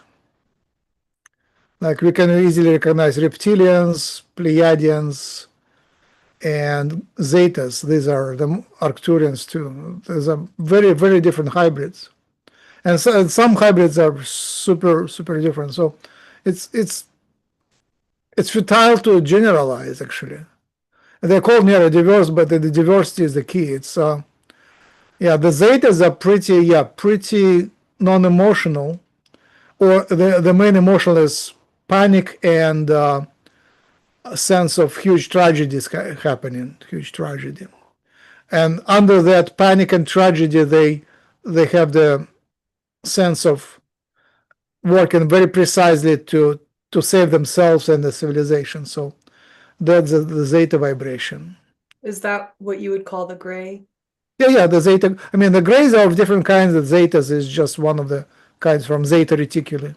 Because that's, I mean, again, because I'm reading this book, The Fourth Mind, Whitley Strieber is getting into that a little bit more about the grays, but he also talks about this idea of like people starting to think of autistic people as hybrids as well. So again, I think you'll really like this book, Max. And also there are incarnated angels. Angels are different from humans, from all other humans and aliens, because they are not evolving through natural evolution. They are being manufactured by the special spiritual production facility, or multiple facilities. And the angels are normally they are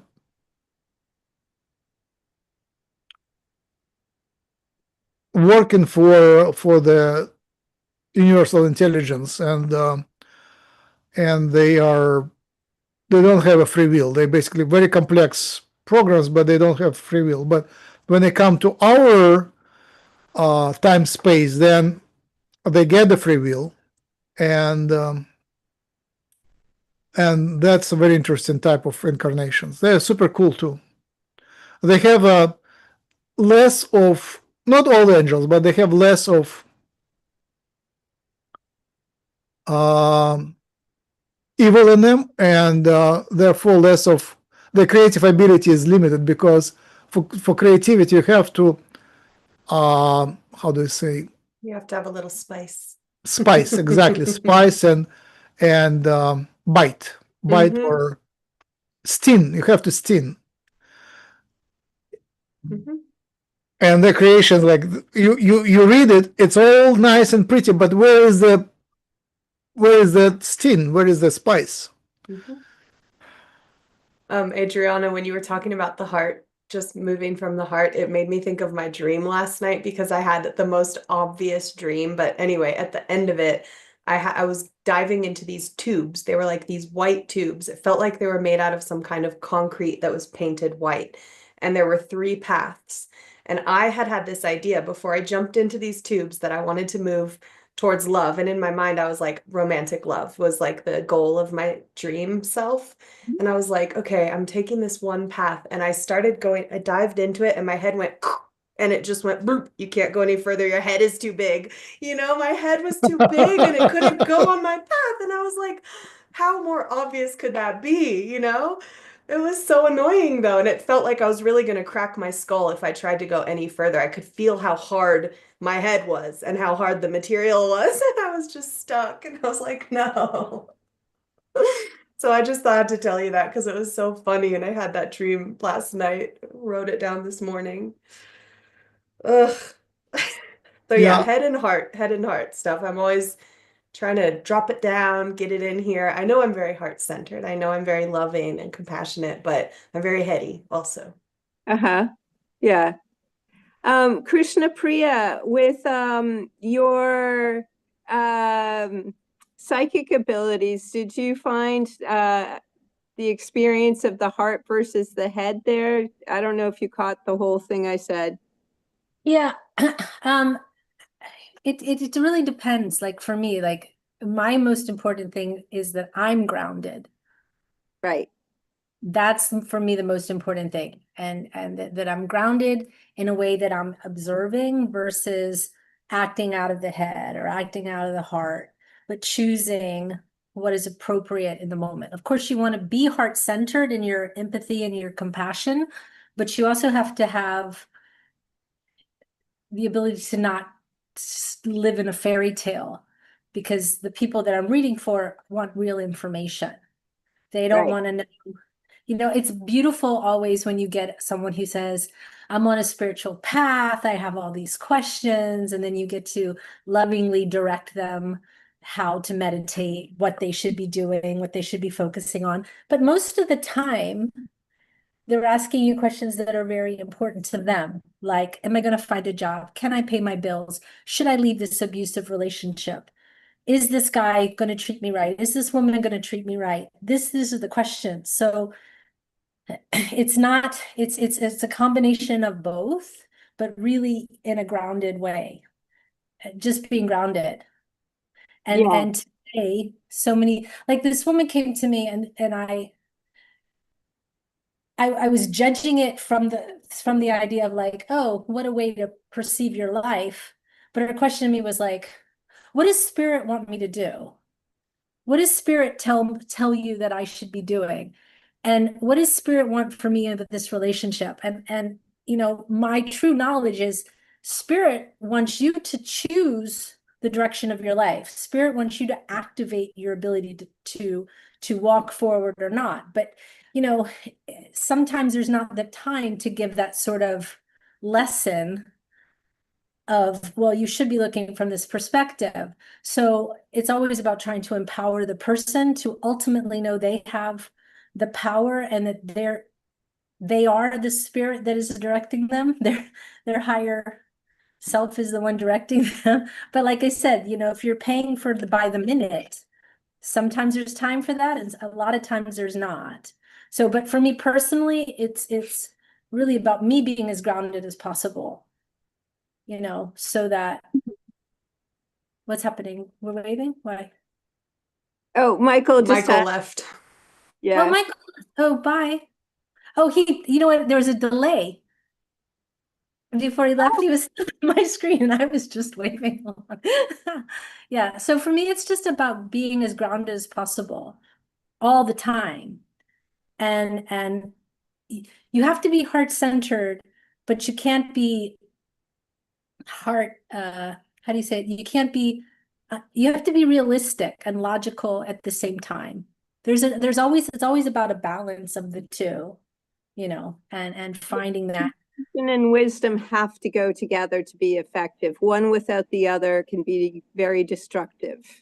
Well, exactly. And you see so much spiritual, it's called spiritual bypassing, you know, where, so if spirit's telling me to do something, spirit wants this for me, I have no responsibility in it. I also have no ability to alter the situation or create the future. You know, when we talk about karma, there's a lot of, you know, betrayal in this world, and people are like, are they going to get their karma? And it's like, well, karma means action, and everybody gets their karma, but it's not like there's the karma police walking around like you're bad and you're getting your karma. It's not like that. But again, you sometimes can explain the true meaning of karma, or you can just explain that, the universe takes care of it, and it's better to let it go and let the universe manage it. And so you don't have to be, walking behind the universe with a clipboard going, well, now this person gets theirs. And because also in that kind of mentality, of revenge mentality, you're creating your own karma. So that's not what a person wants to hear when their boyfriend's just cheated on them, So Right.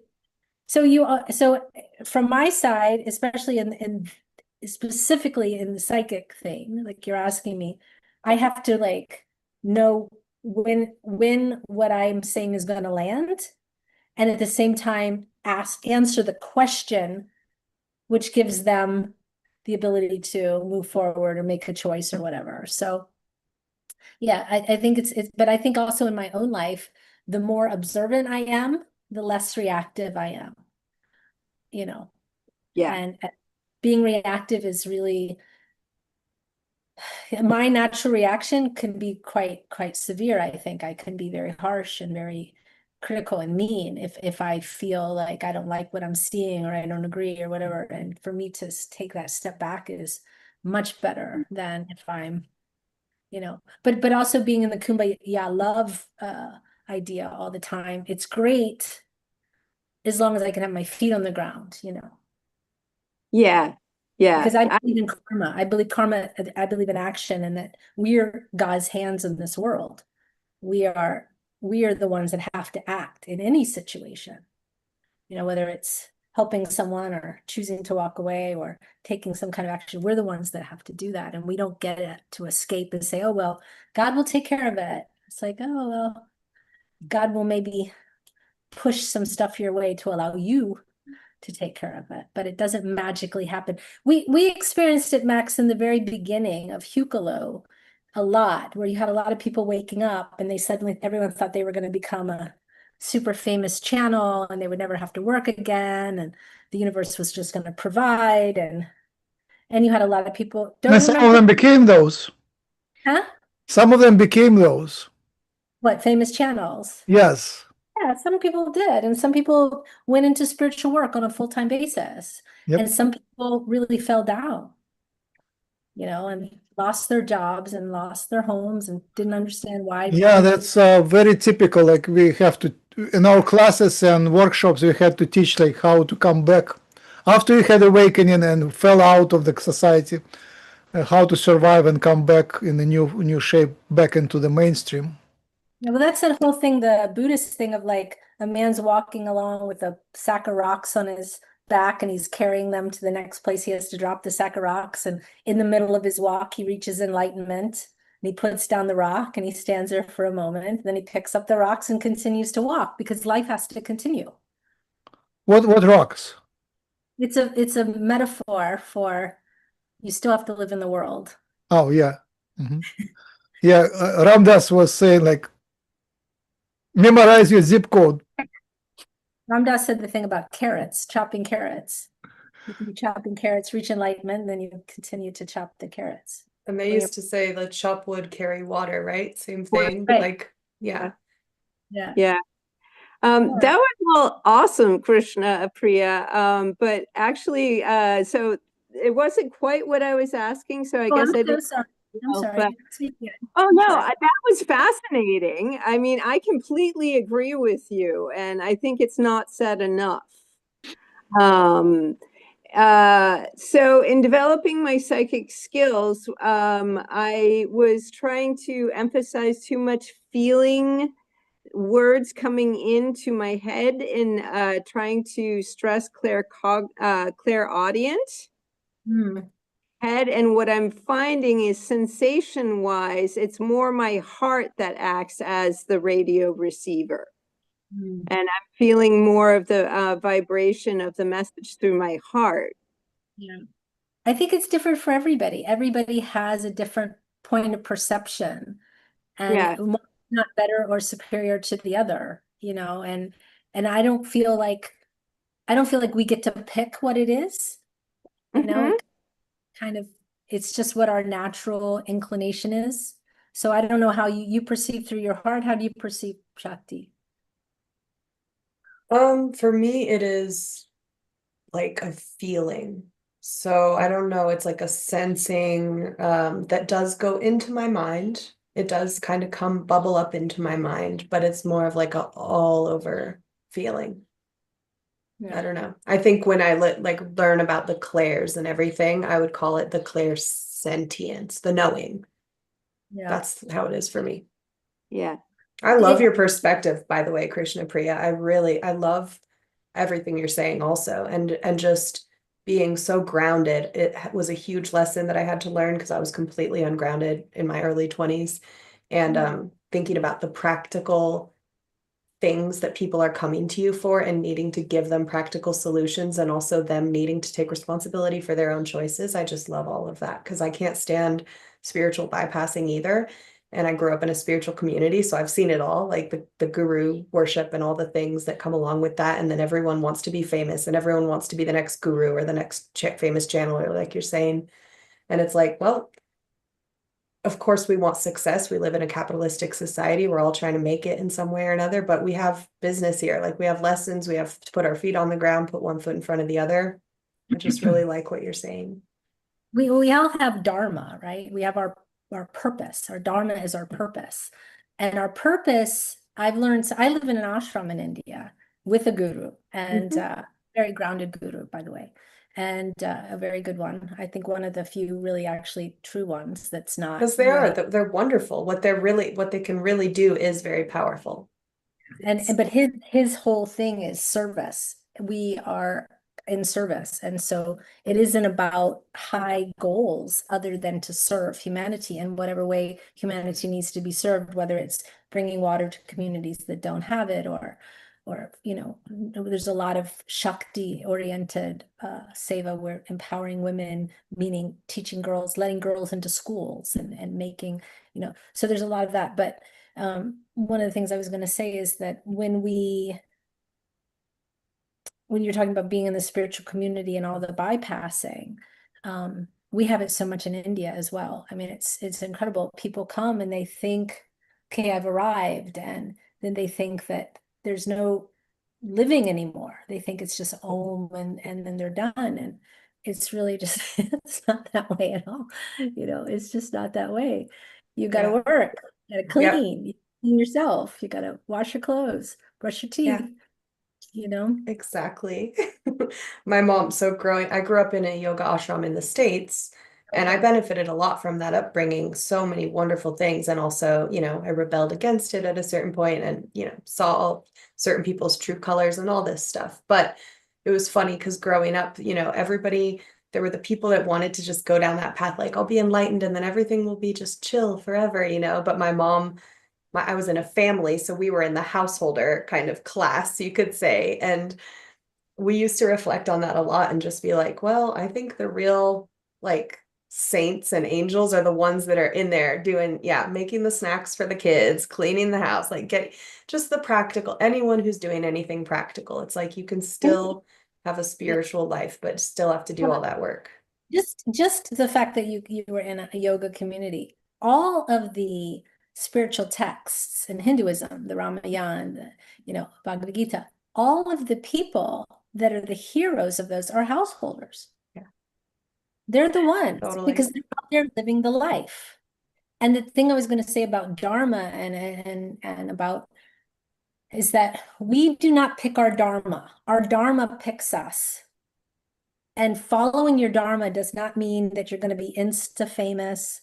It doesn't mean that people are going to love you and like you and just shower you with money. It doesn't mean any of those things. Usually your dharmic path is challenging because it is the dissolution of self in service to whatever it is that you're serving.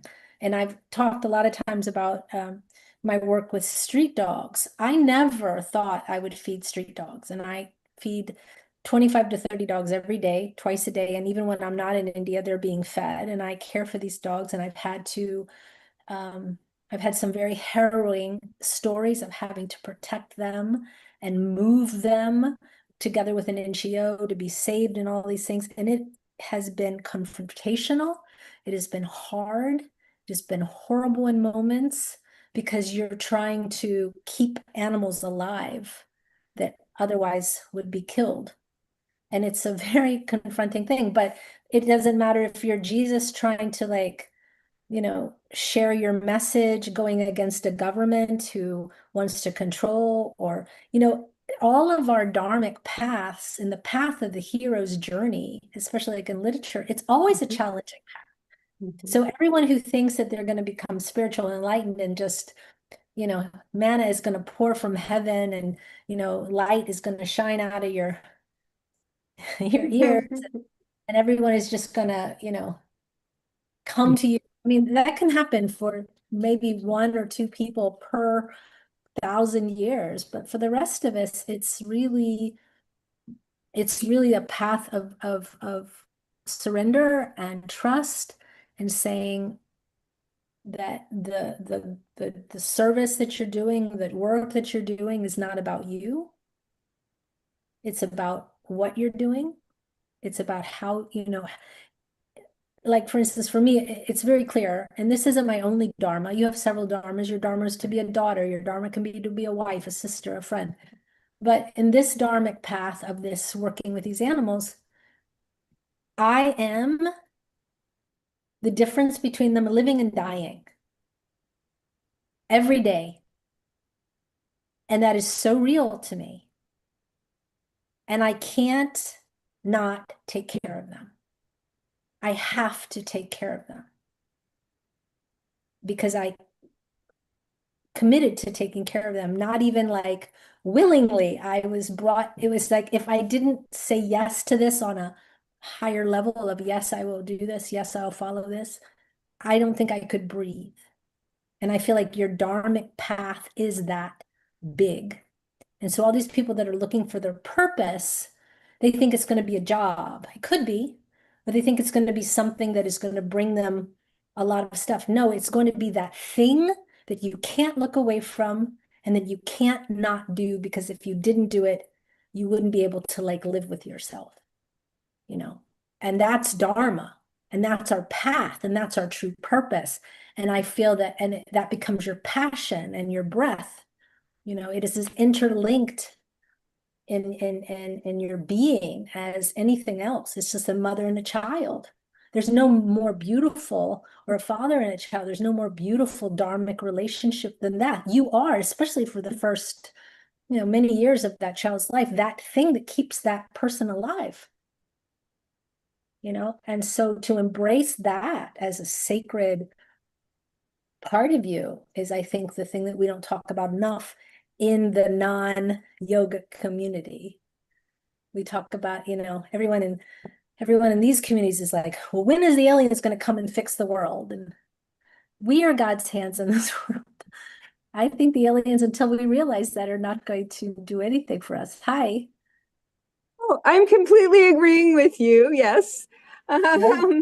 I also wanted to say, if we think about the lives of saints and masters from any tradition anywhere on the globe, it's like as soon as they, you know, so many of them had the most horrendous, weird lives.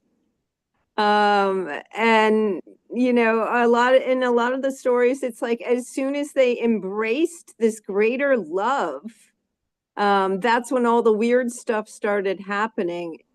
Also, I'd like to say that not enough people consider the fact that life, you know, because so many people are like, well, what am I doing here? What's my life purpose? Totally natural question.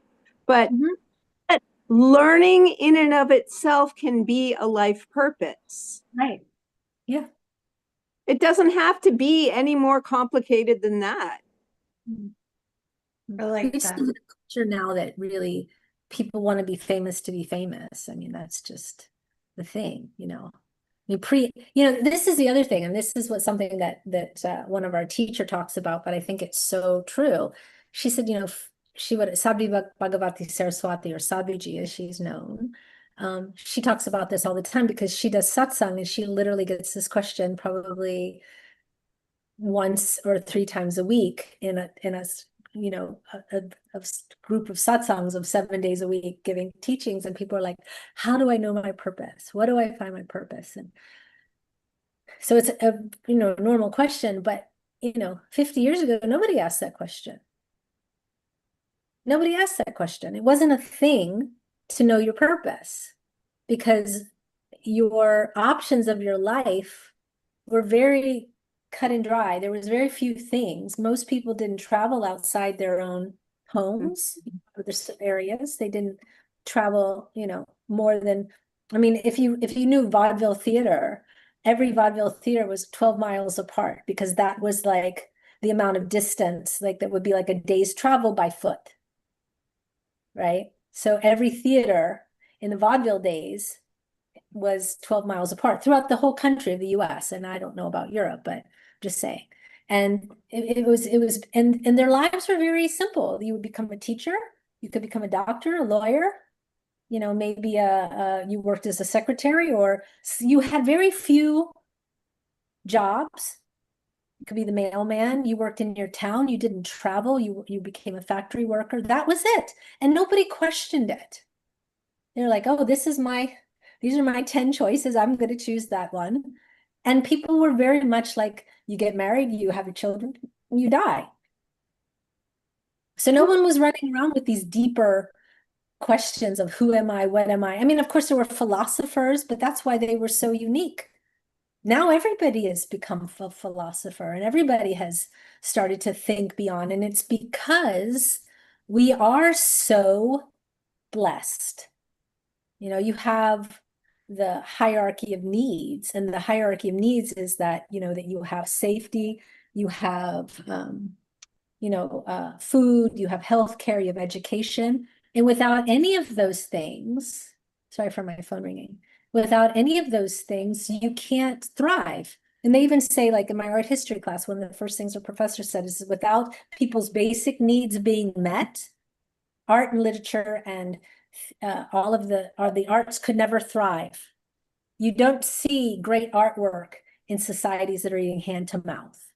You know, you see it in societies where people have food, they have shelter, they have water, all of these things, and they're an education, but you don't see it before. So even the world doesn't even realize how much every one of us is so incredibly wealthy, with the exceptions of, you know, the obvious things. But we're all now able to philosophize. We're all able to create. We're all able to do these things. But we 50 years ago, even, that was not a thing. It just wasn't. So, and look what we're doing now with AI and all of these things. I mean, there's so much. So the whole idea of purpose now is a really new concept. Yeah, It's also, something that has very much changed is things that used to be, you know, secret spiritual knowledge are so accessible now. Yeah. Oh, okay. That's a very interesting point. You know, it's like, oh, I can, things like Tai Chi secrets of like, there are just a million and one things now where it's just like, oh, okay, well, I feel like learning something from Taoism today, and we don't have to go find a sage in a hill, you know, and we're literate, and yeah, it's pretty amazing.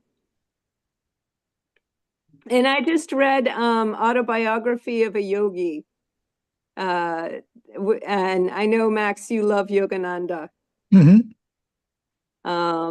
Yeah, his life and some of the crazy saint stories and crazy stories about telepathy were pretty interesting. And it's Well, just a good book. so it's funny because like when you were talking about just how interesting those stories are, it flashed in my mind like back to the Psy games. Gurus kind of represent these sort of spiritual heroes in a way. They represent a manifestation or like an embodiment of these esoteric teachings, and that's what people look to feel motivated to go on their own journey, moving towards whatever growth and evolution they're hoping to attain.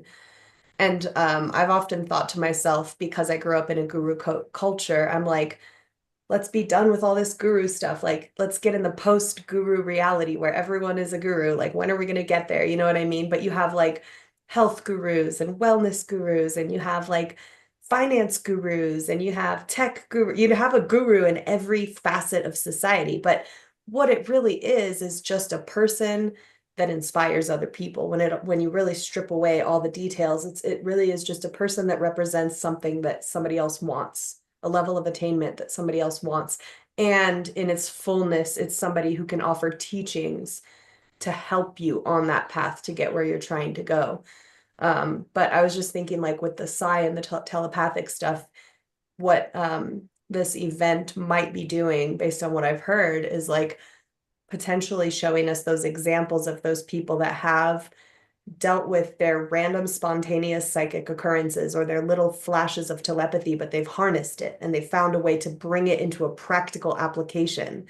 And they're going to demonstrate it through like fun games and like little techniques and things like that. But ultimately, they represent a person who has walked the path that maybe some of us want to walk, you know, and like maybe there's something we can learn from them. I don't know. I just think it's cool. Like, I guess there's always going to be that in reality in some way, shape, or form. And um, even though everyone ultimately has their own inner teacher and their own inner guru, and that's what all the gurus are really teaching us, we do look to each other. We look to each other for inspiration, and that's what makes it fun to be here together, you know? Oh, absolutely. And, you know, we have these classical stories that are ancient and they continue for a reason because they do inspire us. And the best gurus are the hand that points at the moon and says, don't worship me, you know, I'm just the hand. But yeah, absolutely. Seeing people who are examples of like, hey, this is possible for you too, or look at how cool humanity is. This is a part of you as well. And yeah, all the good gurus, even Jesus, you know, part of his message was, this is who you are. You know, everything that you're positive you're attributing to me, that's who you are underneath it all. So yeah. Yeah. Max, what do you think? Do you like gurus? Oh yeah, Allen Ginsberg said you can learn even from a bad guru. Mm-hmm. Yeah. Probably the most, yeah. Or it was more sophisticated. There is always something to learn even from a bad guru. Yeah. Yeah. This desire for fame is so, yeah, I mean, it's one thing to see somebody and be like, wow, that's a really cool skill. I think I want to develop that for myself. It's another to have envy or discontent to the point that you want to be someone you're not and be famous. You know, it's like, what is fame going to give you?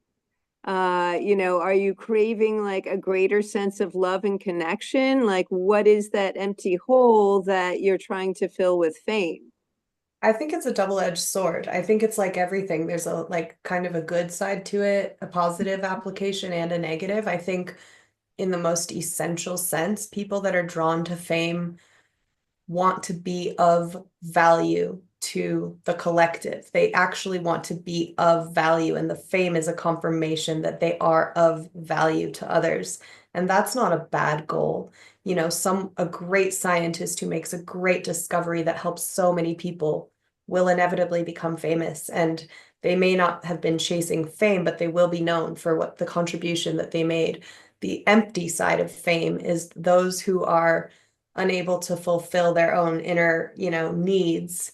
And so they're looking for external validation, and they're desperate to feel validated, even though they're not really bringing anything to the table. So that's how I see it, at least. I think it can be a driving force. And also I think it's just a cultural phenomena. Like we're drenched in a fame culture right now. It started, you know, probably in a way, it really amped up with the golden age of Hollywood. And then it just grew from there into like the tabloid culture. And then we got the internet, and then we got influencer culture. And it's just snowballed out of control. And all of that is brainwashing all of us all the time. Like, you should do this. This is what matters. This is the way to be, you know? So I think we're dealing with a lot of factors here that kind of are destabilizing.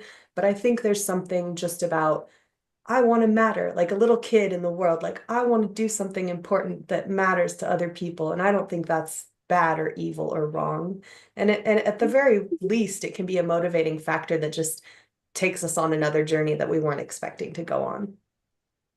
True, true. And fame can be a wonderful tool for doing things. You know, it's like, I think of Princess Diana. She really leveraged her fame for good in the end. You know, it depends on the person's relationship with the fame. Yeah, but the Princess Diana is a great example of how fame would honestly be the worst thing that could happen to any of us, because then look what happened to her. You know, it's like, I think a lot of people think they want it and don't realize how horrible it would actually feel. It's fun to run that simulation through your mind sometimes and just be like, oh God, I'm actually so happy that I live a more anonymous life. Thank God I have this peace, you know, thank God I'm not, nobody's chasing me. Like, that can feel really good, actually. Mhm. Yeah, people who are famous often say they're sad because people don't see them. They see the image that the media portrays. And yeah. Yeah. And we want to be, I think it's a deep human need, or like a soul need, to be seen and known. We want to connect with each other, which is why the internet and even social media has gained so much traction, because we love each other. Like, essentially, people want to play and connect and interact.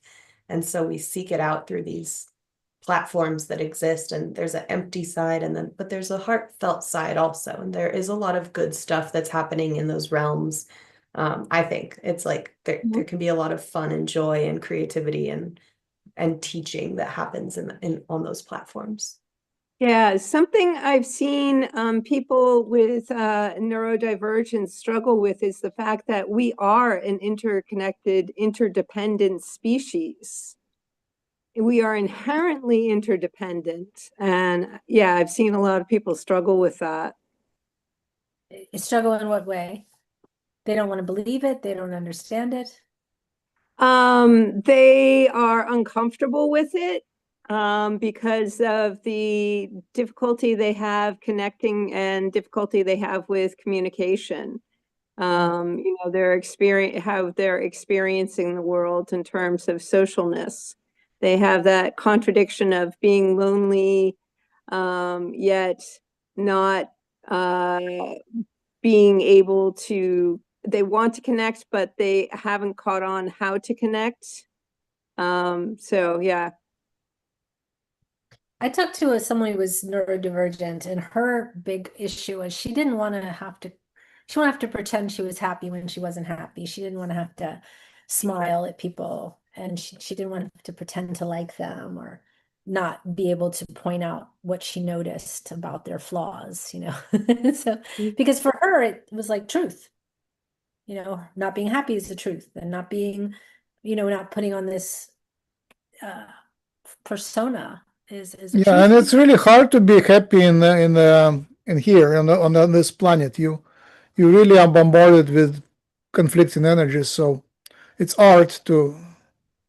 I mean, I noticed that in Europe, people would go, you know, they would say, I'm not going to smile, I'm not happy. And they were very okay with like not trying to pretend they were, you know, and their thing of Americans is Americans are always smiling, and it's fake. They think we're fake, but they don't also understand that like your entire life growing up, people go, smile, smile, smile.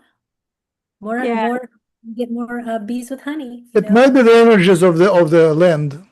I think the Indians probably were the same. It's not.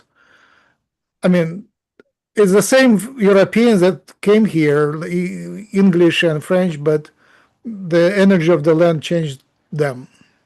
Yeah, but there's just in our society, especially to women, we're told constantly to smile. We're told, you know, like I remember sitting outside of a grocery store waiting for my mom. I couldn't have been but 12, and I was sitting there, I just like lost in my thought. And this man said to me, "Smile, honey.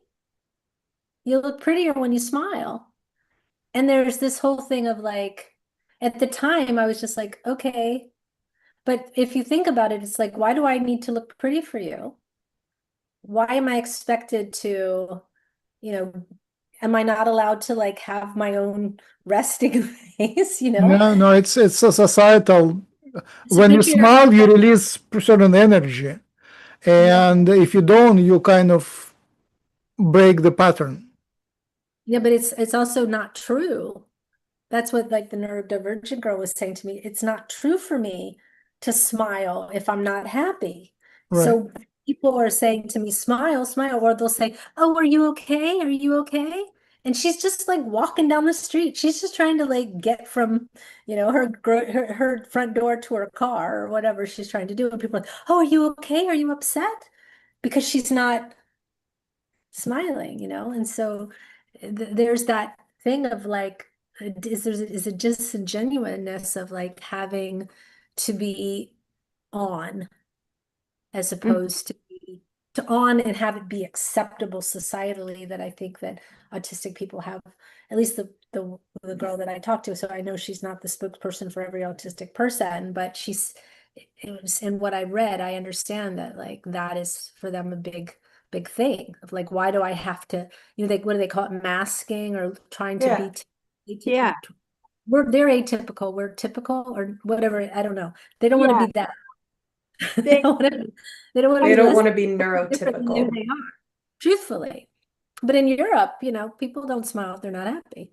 They just Yeah. don't. Yeah, I think it is like, when you have to speak a second language, it's tiring. Mhm. What I always found really frustrating when I had, was around neurodivergent people all the time was I was able to learn to speak their language. They were not able to learn to speak mine. Mm. And once you understand that certain gestures like smiling in certain cultures or bowing, or once you take it from that perspective, then you realize, okay, sometimes when I'm interacting with this person, I need to speak Spanish if I want to have that kind of mutual exchange of communication there. Yeah, I it was think just what you just alluded to, like when the Japanese were coming to America, we were taught how to greet them, what would be acceptable, what not to say, what to say. We were told if they give us a gift, which they would, do not open it because that's considered rude and greedy. But there was no, and we really had to alter to fit them. And then if you go to Japan, you're also expected to alter and fit them, but there's none of the other. Do you know what I mean? And some cultures are just unwilling to bend in that way. They're like, it's our way or no way. And I feel like for a lot of autistic people, they feel like that too. They feel like I can't bend. Like you go to them, they're not going to alter for you. Yeah. And when you're learning this process, it feels very much, the neurotypical person can feel very unheard, very unseen. It can generate a lot of negative feeling because they don't feel that they are mutually as equally important in the conversation. There isn't that equality there. Like you aren't considering my feelings to be as equal, even though I can speak your language. Right. It's where yeah. Yeah. So can you imagine when aliens come? Uh-huh. We can't even talk to each other. That's part of why I talk about this is like, okay, we have to be a little more broad-minded about how we communicate. And we have great examples here within our own cultures and intercultural communication. And being around, I have autistic friends and people that I work with, and the more you're together, the more you understand each other. So it's like, I know with this certain person, they might look sad or like have a basically non-expressive facial expression, but that doesn't, it's my job to not interpret that and put a meaning on it, because it actually doesn't have the same meaning that it would have to people who mask, where a mask defines your personality. So the masking is like, this shape equals this meaning. And our culture is very visual. So the way our bodies look, the way our face shapes look, even the way we dress is all communicating something, whether we like it or not. But the more you spend time with people who are broken outside of that system, the more you learn, like, oh, a new system is emerging. We can all change. I don't have to do all that masking either, because every human is on the spectrum, and every human has learned, like you're saying, when you're a little kid, like, I need you to smile, I need you to do this, that, or the other. It's a nice time in reality for all of us to like break out of all of that. And I think that really will help us with like this potential future where like other beings come with very different cultures. In the book that I'm reading by Whitley Strieber, he's getting into that topic as well. And he's trying to, his whole thing is, I want to demythologize the visitors so that we can start preparing for more of this connection, because he's already having it, and he's been having it his whole life.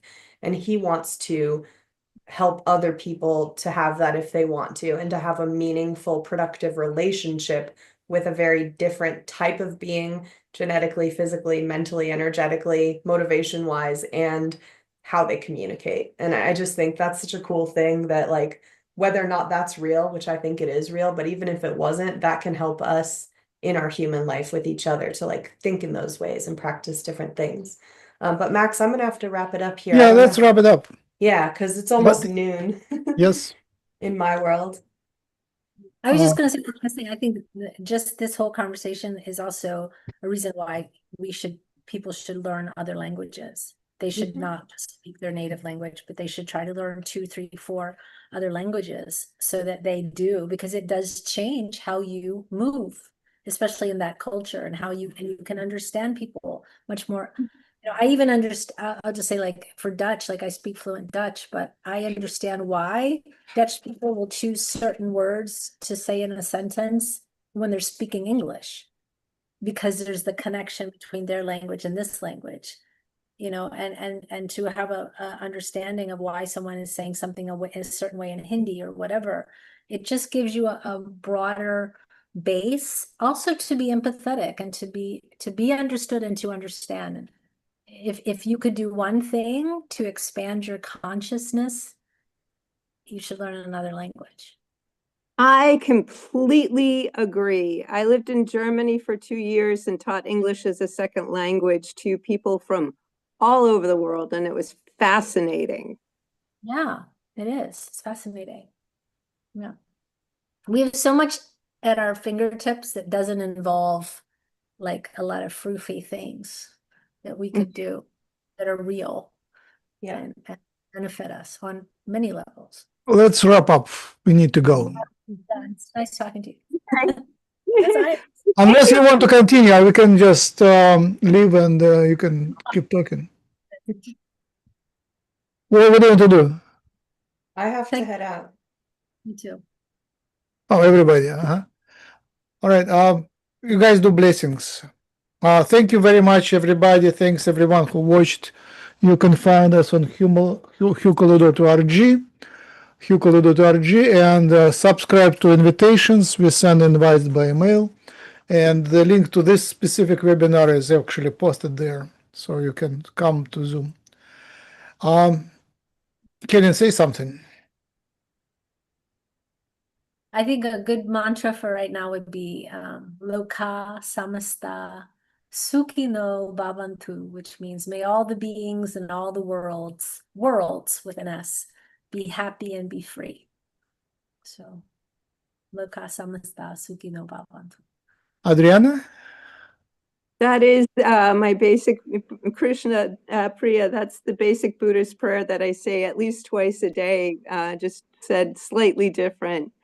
The I and all my kind mothers, as infinite as space, take refuge in the Buddha, the Dharma, and the Sangha. May all beings have happiness and all the causes of happiness. May all beings be free from suffering and all the causes of suffering. Om Mani Padme Hum. Yeah. That's the basic Buddhist prayer. I will do my chant again. Let's see how it works.